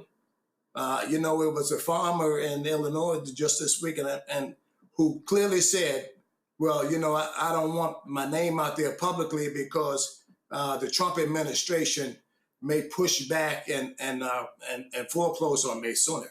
And I had to explain to him, if you're in foreclosure, that is the last step for you. And the only way to get some help is to get public and let other parts of the country know, other Black leaders and some other persons in this country to get the ability to write a happy check to help you out. You're going to have to get public, man. So we got a large population of Blacks in this country that simply are afraid of this administration. And everybody ain't like me and Roland, who's going to get out here and call the shot and call it a spade, and all these things. We need other people to step up and help us here. You know, I've been on Roland's show, and guess what? Not one Black billionaire has called me to say, hey, boy, I want to help you write a happy check for these 190 Black farmers that are in foreclosure. So there's things that we have to do better amongst ourselves. While we already know that from the likes of this president out there with the gold tractor, that gold tractor was not for Black people. So we got to start wanting ourselves. We got to start working together. And we got to do it expeditiously. We can't sit back and say we're going to wait another 3 years for this president to leave while we lose you know, the remaining acres that we have amongst Black people in this country. Absolutely. John Boyd, keep the fight going. I appreciate it, my brother. Thank you, man. I love you guys. Appreciate it. Thanks a lot. All right, folks, got to go to a break. Yeah, I'm going to have to tell Michael, reclaiming my time. All right.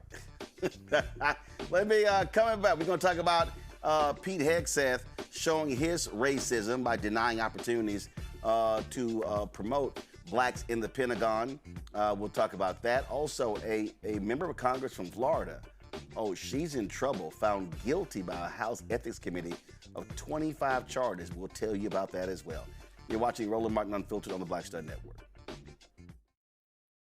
A decade of love, joy, and power.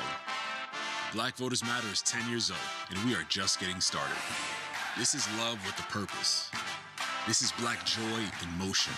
This is unstoppable power. Across campuses, neighborhoods, and back roads. Let's go! We show up, not just to vote, but to be seen, to be heard, to belong. We ride together, we organize together. We remind each other that our voices matter, because they always have. Black Voters Matter is about more than ballots. It's about housing and healthcare, clean water and living wages, education, reproductive freedom, and dignity. It's about turning pain into action, turning belief into movement, turning community into power. We don't wait to be invited. We bring the energy. We bring the love. We bring the people. Because when Black communities come together, we don't just survive, we thrive. This is how change happens. This is how history moves. We organize, we build, we win. Hey everybody, I'm TD Jakes, and I want to encourage you to watch Roland Martin Unfiltered. It'll blow your mind. The House Ethics Panel has found Florida Democratic Congresswoman Sheila McCormick guilty of 25 violations related to ethics charges. Friday morning's decision was the result of a secret vote following Thursday's 7-hour hearing and overnight deliberation by the House Ethics Subcommittee.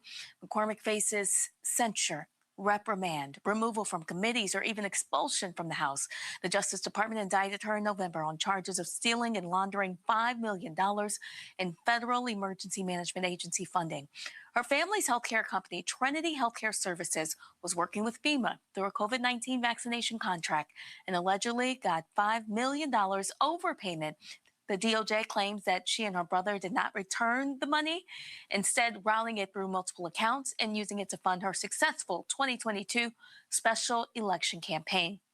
McCormick has denied any wrongdoing and pleaded not guilty in the federal criminal case. The Ethics Committee will hold a hearing after the House's 2-week spring recess to determine whether to impose any sanctions against her.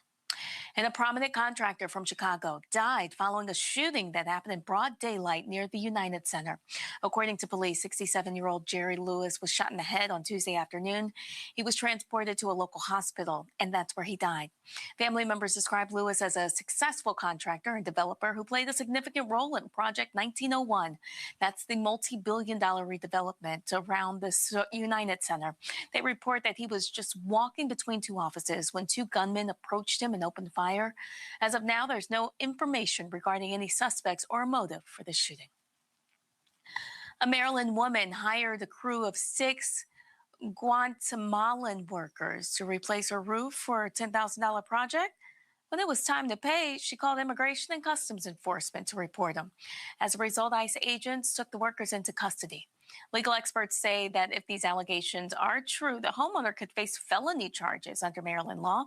The Maryland Criminal Law Code prohibits obtaining labor or service through the threat or actual use of reporting someone's immigration status to authorities. The statute aims to prevent situations where employers or clients exploit undocumented workers by using the threat of immigration enforcement as leverage to avoid payment. And a former sergeant for the Detroit Police Department is facing serious allegations of living a double life as a serial rapist. Prosecutors have charged 68-year-old Benjamin Wagner with 5 separate sexual assaults involving girls and young women between the ages of 15 and 23. The alleged assaults occurred in Northwest Detroit between 1999 and 2003.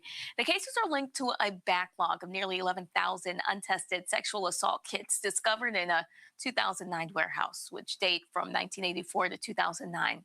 Wagner served with the Detroit Police Department from '89 until his retirement in 2017. After retiring, he moved to Greenville, North Carolina, where he was arrested on March 17th. He now faces a total of 14 charges, 5 counts of kidnapping, 8 counts of first-degree criminal sexual conduct, and 1 count of third-degree criminal sexual conduct. Prosecutors are encouraging anyone who may have been a victim to step forward and contact the Detroit Police Department. And media mogul Tyler Perry arrived at Hartsfield-Jackson Airport in Atlanta on Thursday, intending to distribute a substantial amount of cash to struggling TSA workers during the government shutdown. But he was stopped by federal regulations that prohibit government employees from accepting monetary gifts while on duty at the airport. TSA agents have been working without pay since February 14th. The funding delay has resulted in long wait times for travelers at airports, with some reporting waits of nearly 3 hours. Also, Pinky Cole, the founder of Slutty Vegan, achieved a significant victory in her efforts to regain possession of one of her rental homes in Georgia that a creditor had seized. Cole filed a motion in bankruptcy court to reclaim the property so that she could rent it out for income. But last week, she reported that a creditor had changed the locks on her 6-bedroom, 4-bathroom house in Loganville despite her bankruptcy filing, which had temporarily halted the collection actions. Well, her attorney, Jamie Christie, noted that the creditor did not appear in court, leading the judge to rule in Cole's favor. A Black woman who spent a decade working as a janitor at Yale Hospital is now on her way to becoming a doctor. Shay Taylor Allen has been selected as one of the newest residents at Yale School of Medicine in Connecticut. She began her journey at the hospital as a janitor. She was 18 years old then, but now at 32, she's excited to share her story after being matched with her first choice residency. Taylor Allen, a Howard University College of Medicine student, describes the experience as surreal as she returns to her hometown of New Haven. Her mother's illness inspired her to pursue a career in medicine, although she only decided to become a doctor during her sophomore year of college. The House Ethics Panel has found... All right, Brooke, first of all, I certainly appreciate that. Brittany, be sure to watch The Breakdown with Brittany Noble every single day, noon Eastern, right here on the Black Star Network. Again, The Breakdown with Brittany Noble every day, noon Eastern on the Black Star Network. All right, y'all. Secretary of Defense Pete Hegseth, he really wants all-white leadership in the Pentagon. He has removed 2 black Army officers and 2 female Army officers from consideration for 1-star general promotions. It sparked allegations of racial and gender bias. This is the report in the New York Times. They're exclusive. Hegseth strikes 2 black and 2 female officers from promotion lists. Defense Secretary Pete Hegseth's highly unusual decision to remove officers from a 1-star promotion has spurred allegations of racial and gender bias. And when you go through this article here, he literally decided to strike them. But here's what's crazy. It says right here, 2 of the officers targeted by Mr. Hegseth are black and 2 are women on a promotion list that consists of about 3 dozen officers, most of whom are white men, senior military officials said. Mr. Hegseth had been pressing senior Army leaders, including Army Secretary Daniel Driscoll, for months to remove the officers' names, military officials said. But Mr. Driscoll, citing the officers' decades-long records of exemplary service, had repeatedly refused. Earlier this month, Mr. Hegseth broke the logjam by unilaterally striking the officers' names from the list, though it is not clear he has the legal authority to do so. The list is currently being reviewed by the White House, which is expected to send it to the Senate for final approval. A few female and black officers remain on the list, military officials said. Now, y'all gotta understand, he's fired a lot of black folks. The chairman of the Joint Chiefs of Staff, General Brown, my alpha brother, fired. The brother who was, of course, leading the fleet in those attacks against Venezuela, guess what? Relieved of duty. We could go on and on and on. And in fact, check this out. It also says the frustration with Mr. Hegseth's approach came to a boil last summer during a heated exchange between Ricky Buria, Mr. Hegseth's chief of staff, and Mr. Driscoll about a separate promotion.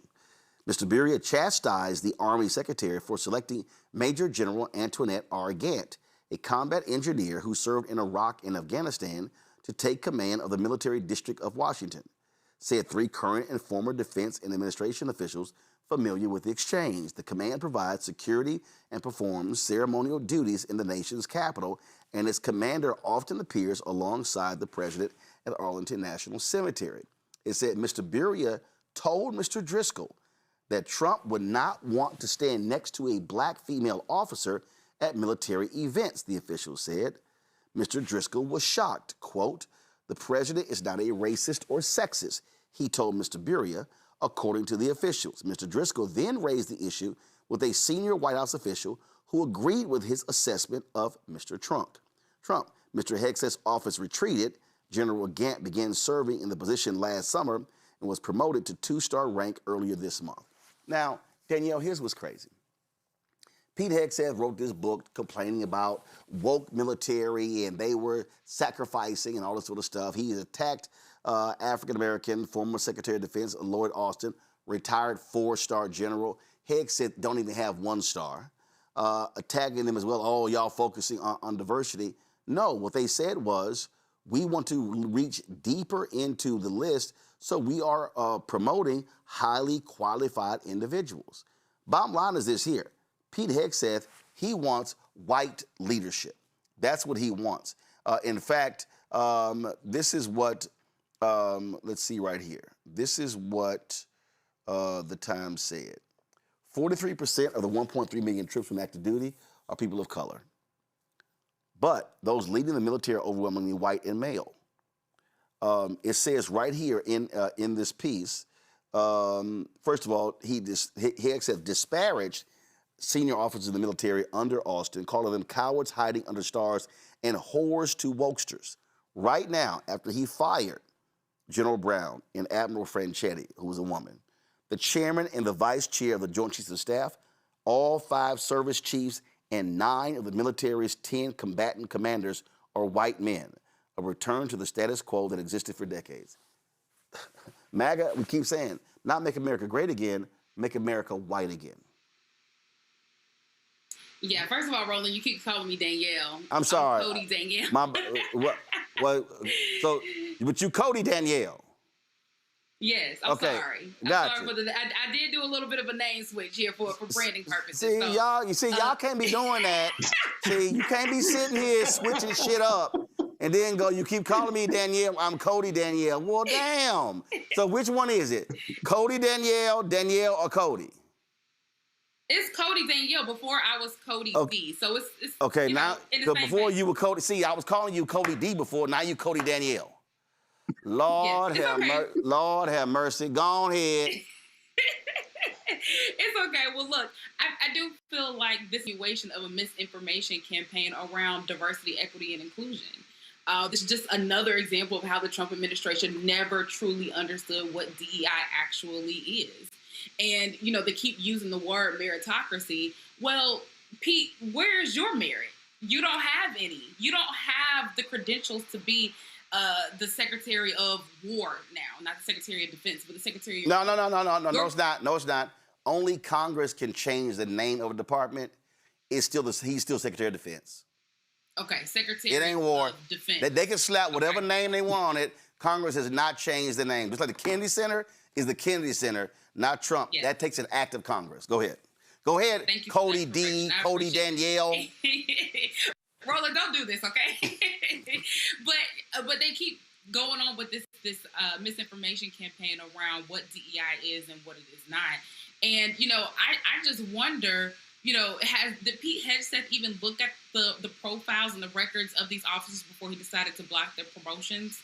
Probably not. Like you said, Roland, they're just trying to increase the profile and have white men be the lead or the people who are only the face of all of these, I don't want to say organizations, but the face of all things within the government. And at the end of the day, it's just all showing their incompetence while they're in these positions of power. Matt? Well, first, I want to say Cody didn't switch anything up. You got her name wrong. Don't try to put that on her. Anyway. Man, I will reclaim my time and move the hell on. You better make your damn comment. Go ahead. Move on. You better make your comment. I'm not going to let you do that. You the one got it wrong. Don't put that on her. Man, you better finish your damn comment. See, right now you wasting my precious time. You know what? Go ahead and take the rest of my time. It's all good. Go ahead, Michael. You got it. Come on. Make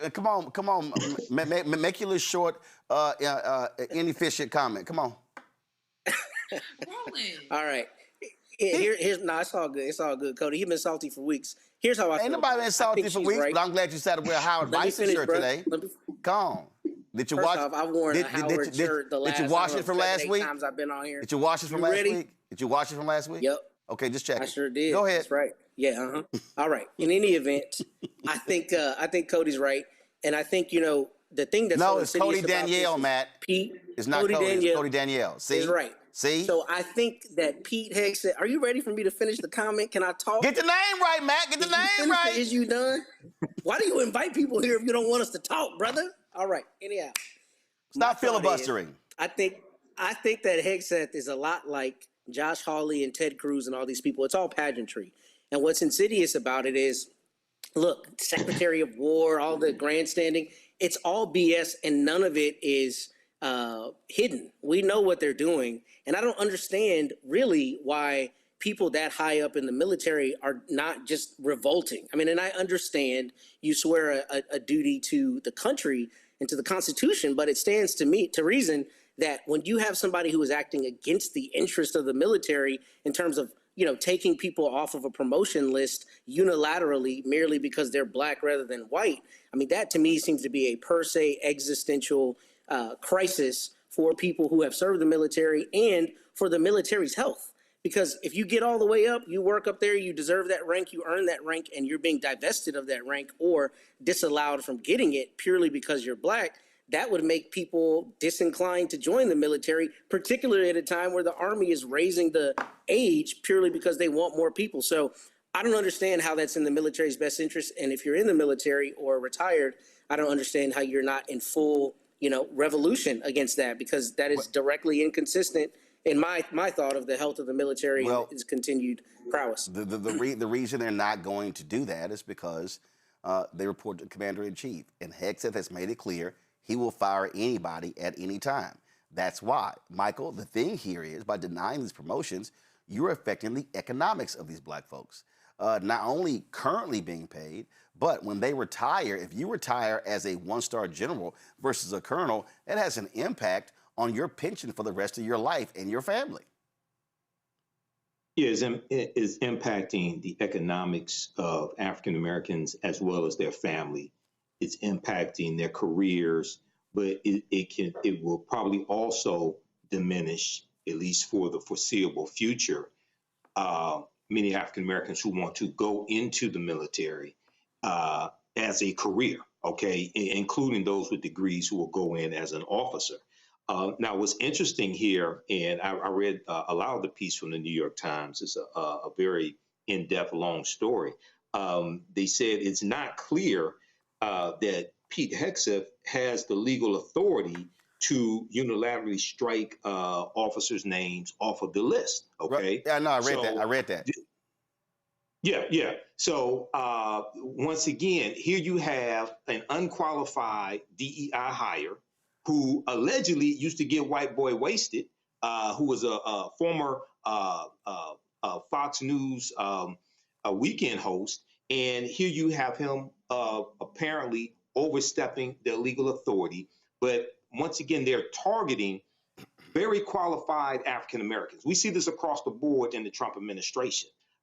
So this continues it, and whether we call it DEI or something else, it's an all-out open war on black people, and that's what people really have to understand. That's taking place right now. Well, and these are the consequences of elections. And the problem, he keeps saying, it's about merit. Well, the promotion list is apolitical and it's merit. No, yes, it's merit-based. Hegseth does not want black generals. Simple as that. Correct. Okay, and that's the bottom line. And they don't want women in leadership.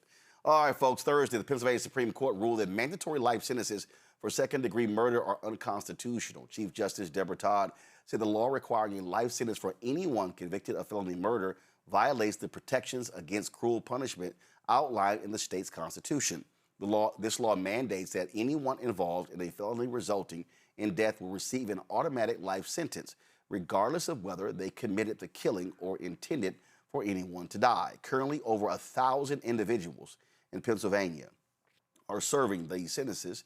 The justices noted that while life sentences may be appropriate in some felony murder cases, it is unconstitutional to enforce this penalty in every instance. The ruling will be on hold for 120 days to allow state lawmakers time to address the issue and revise the state law.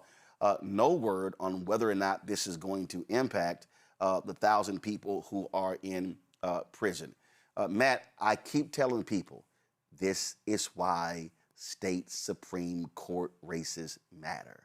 And so where there are, whether the U.S. Supreme Court does not rule, states do. And the reality is you've had progressives that have been pushing back against hardcore right-wing Supreme Court justices in Pennsylvania. This is the result of what happens at the ballot box. That's exactly right. This is exactly why elections matter, because you need people who are going to make, just decisions like the Pennsylvania Supreme Court did here. And to add a little context, what felony murder is for people who don't know out there, it's generally murder that where somebody dies in the course of a commission of another felony. So that would be an example, would be an aggravated robbery. Let's say we go rob a bank. We're driving away from the bank. We hit somebody on the road and they die. That would be a felony murder. And it's generally prosecuted that way because they don't have a standard murder, which would say you intentionally or knowingly intended to kill that person. So I don't know enough about this case. I haven't read the case, but what I think is particularly good about that is because it creates a delineation between what we consider to be intentional murder, right? Murder where you premeditated or you do it purposely, as opposed to a death that is not necessarily an intentional murder. So I'm glad the Pennsylvania Supreme Court looked at this with a fine-tooth comb, because this is exactly the kind of, nuance in justice that we need to find. And there are many other things that need to change, but I think your premise is right. I think this is exactly why state Supreme Courts matter and why elections matter on the state and local level. Folks, on Thursday, a spokesperson for the South African presidency announced that the United States pressured France to disinvite South African president from the G20 summit scheduled for June. This development follows months of strained relations between South Africa and the U.S. over various issues, including South Africa's genocide case against Israel and Donald Trump's disputed claims regarding not disputed claims, his lying, not disputed, his lies about the persecution of white Afrikaners. Vincent Magwenya, spokesperson for the South African president, released the following statement. We've learned that due to sustained pressure, France has had to withdraw its invitation to South Africa to attend the G7 meeting. We're told that the Americans threatened to boycott the G7 if South Africa was invited. So South Africa will not be participating in this G7 meeting. Trump has frequently clashed with the South African government by imposing a 30% tariff, promoting discredited white genocide claims, and boycotting a G20 summit held in Johannesburg. Although the U.S. Supreme Court has since overturned Trump's tariff policy, international relations between the two countries remain strained. I'm sorry, this is where France should have told him, go kiss my ass, go to hell. We're going to invite them, and if y'all don't want to show up, that's on you. This is what happens when you bow down to bullies and thugs. Yeah, Roland, that is true, but you're dealing with colonizers. And this is what people have to understand. Yeah, I agree with you. France should have said that. But France, these are colonizers. So they're working together. Now, they did. Now, I read about this, and the French foreign minister did deny that and said that France had faced, quote, no pressure, quote, to exclude South Africa from the G7 summit. But these are the... Fine. Okay, fine. So if France faced no pressure, why the disinvite? Like, this ain't hard. Either they invite it or they're not. Because they're colonizers. This is why. France colonized Haiti. These are former slave owners. They're colonizers. So they're all in bed together. So, and then you have South Africa. You have the conflict between the Trump administration and South Africa. You have Trump bringing white South Africans here to the country, claiming there's a genocide, things like this, imposing sanctions on South Africa, et cetera. Yeah, Roland. So, I mean, this is not surprising, you know. So, I mean, this is white people being white. Yep, I got you.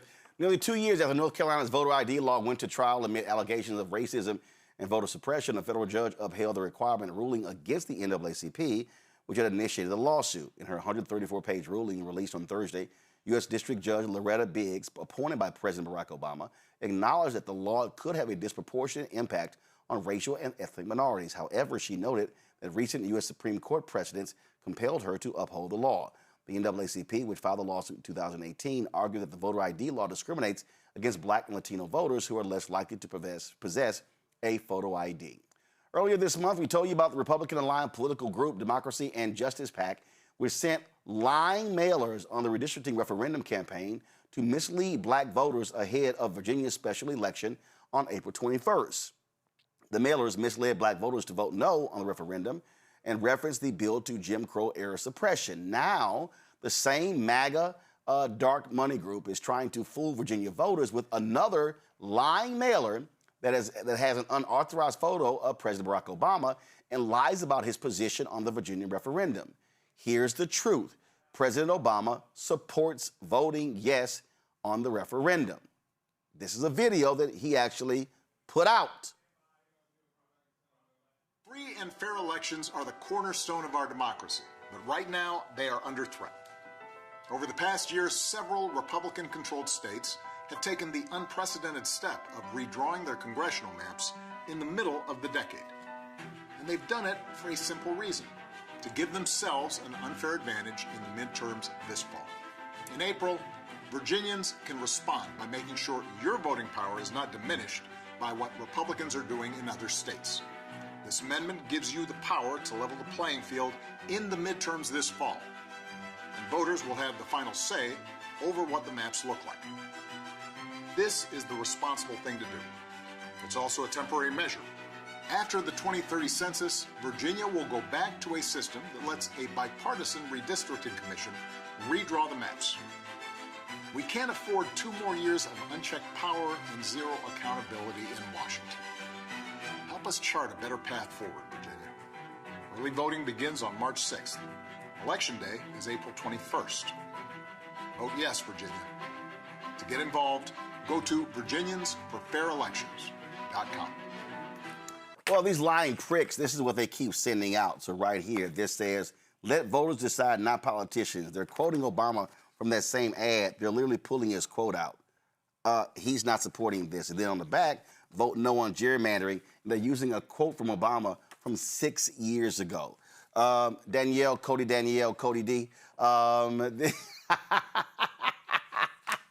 hadn't messed with you. And this is the actual mailer of the group that he's supporting. And so this is what, you are trifling when you got to lie in order to try to trick black people. And shame on those Simple Simon Negroes in Virginia who endorsed this and accepted this. Yeah, I think I was on the show the last time we talked about another misleading mailer that went out in Virginia as well. Yeah, the first one. The first one they sent out.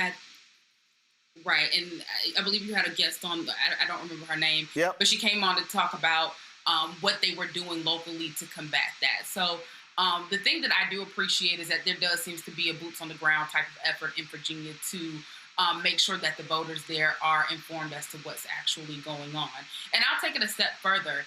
For people who are receiving some of these mailers that may or may not seem to be deceptive, I mean, I would just question everything. I mean, I'm constantly having to tell my dad, like, he sends me stuff that he sees on social media, and I'm like, I don't think that actually happened.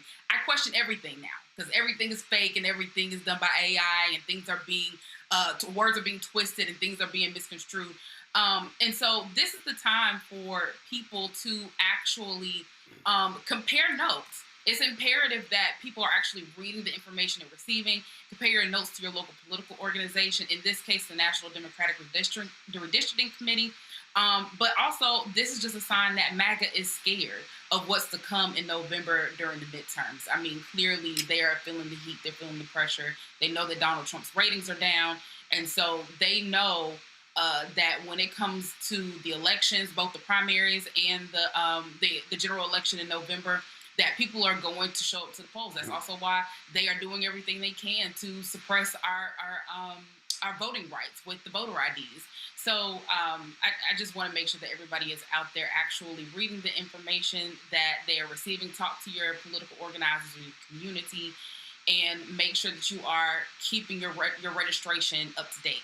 I'm very clear. Virginia voters, vote yes. Black folks, I want you turning out in massive numbers. You got all these Republicans who are whining and complaining about what Democrats did in Virginia. But let me remind y'all, they were quiet when Republicans stole 5 seats in Texas.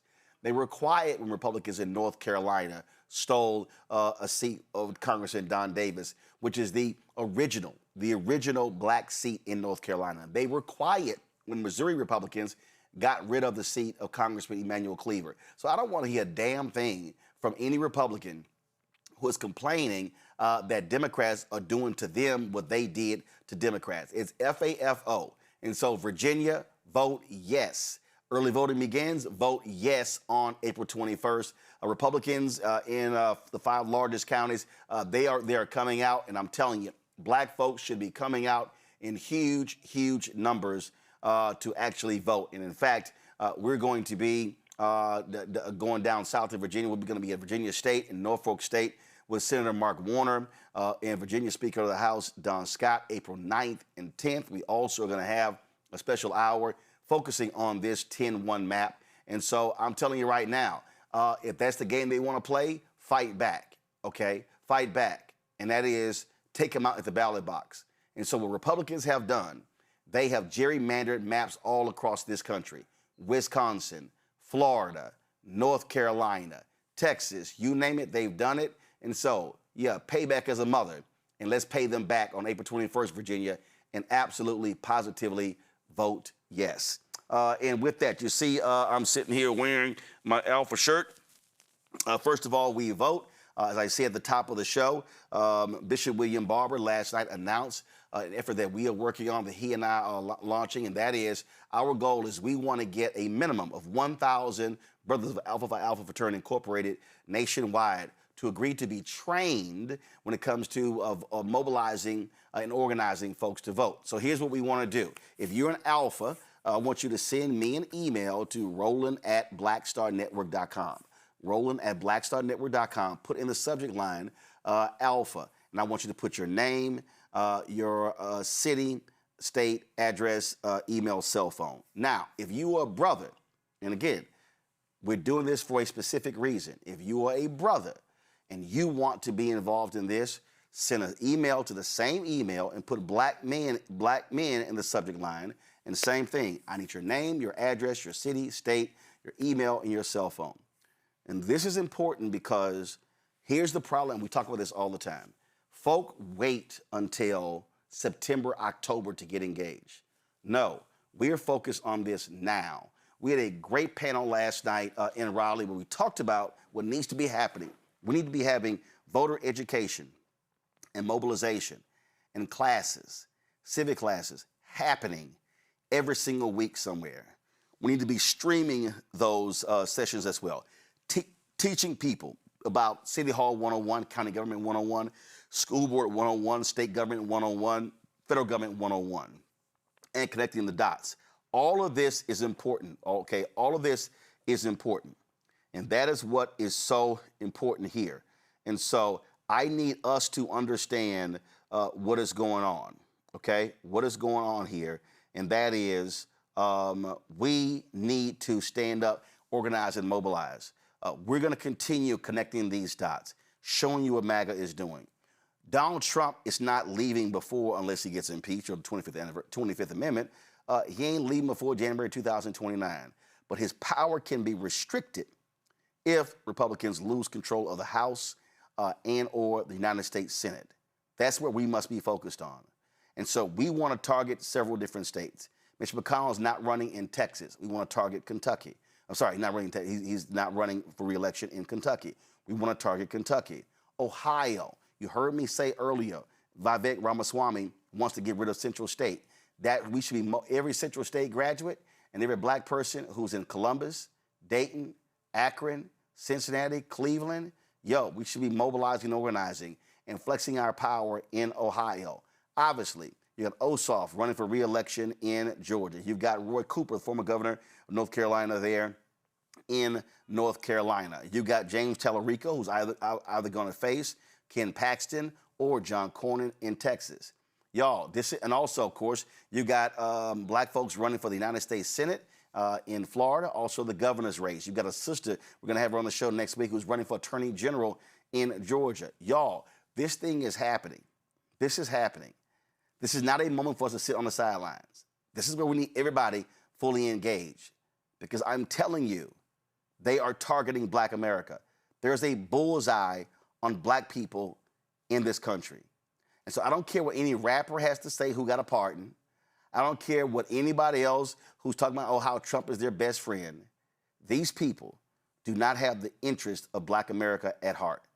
They want to destroy the entire black infrastructure of civil rights, economics, social justice, education, health, you name it, they want to destroy it. They spelled it all out in Project 2025. And so we want brothers of Alpha to stand up. And hey, it's a challenge. That means that Kappas, Omegas, Sigmas, Iotas do the exact same thing. We want to see AKs, Deltas, Zetas, Sigma Gamma Rho doing the same thing. Prince Hall Mason, we need y'all in the game. Jack and Jill, in the game. Lynx, in the game. Eastern Star, in the game. We've got all this black infrastructure all across America, all these black organizations, and every single one of them needs to be involved in this because they are all impacted. If we're talking about economics, we need Black Economic Alliance. We need the Joint Center. We need the Executive Leadership Council. We need all a global black economic forum. All these black groups. We don't need y'all talking just to Wall Street. We need y'all talking to MLK Street. And so this is a call to arms that we are calling for, and this has to happen now. And so Bishop Barber and I are committed to this. And so Alphas, we want y'all to step up. Send an email, roland@blackstarnetwork.com. Brothers have already been sending emails since I posted on social media this morning. And so send us that email, and we're going to begin, once we get our numbers, we're going to begin to really lock and load on training, virtual training on how to organize. And the whole strategy is not macro, it's micro. We want to be able to tell folk to pull the data of specific black precincts and look at the numbers of how many eligible voters there are and how many are registered and how many voted in the last election, and do block walks and precinct walks where they are. And so we're not interested in trying to sit here and say, oh, we're going to register everybody. No, we're talking about targeting the numbers, because elections are won on the margins. And so, again, if you're an alpha, if you want to be involved in this, and let me be real clear, we ain't playing games. This ain't, as Biggie said, this ain't party and bullshit. This is real work. So send us an email to roland@blackstarnetwork.com. If you're an alpha, put alpha in the subject line, your name, your address, your city and state, your cell phone, your email. That's what we want. If you're a brother who's not an alpha and you're not in D9 or any other group, but you want to be involved in this, put black men in the subject line and get the same thing. We're going to make this thing happen because, again, the future of black America is at stake. I've got 9 nieces and 4 nephews. This is about them and other black kids across this country. Matt, Michael, Cody Danielle, Cody D, Danielle, I appreciate it. See, we're going to always, Michael, what's that, like a field goal or something? What is that? What is that? You know what it is, is that, I'm sorry. You doing hook 'em horns like Matt. Is that what that is? Nah. You know that's a Sigma, Roland. I have no idea what that is. I don't even. All I'm gonna say is 88 to 57, Roland. I don't even know. You thought you was gonna get out this episode not talking about Houston beating y'all down? Oh, I'm good. 88 to 57. No. Here's why I'm good. 88 to 57. No, son. Here's why I'm good. First of all, y'all lost by about 50. Here's why I'm good. Our entire team bounced. Our coach put together a hell of a season. He had 1 returning player. So we're going to be solid next year. You better worry about your own little school. All right. Again, Cody, Danielle, Matt, Michael, I appreciate it. Alpha's always rule.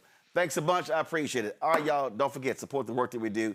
Y'all, this is what this is about. We ain't got time for all this other little silly stuff out here that people are doing. What we do here, we focus on the work. We focus on the work.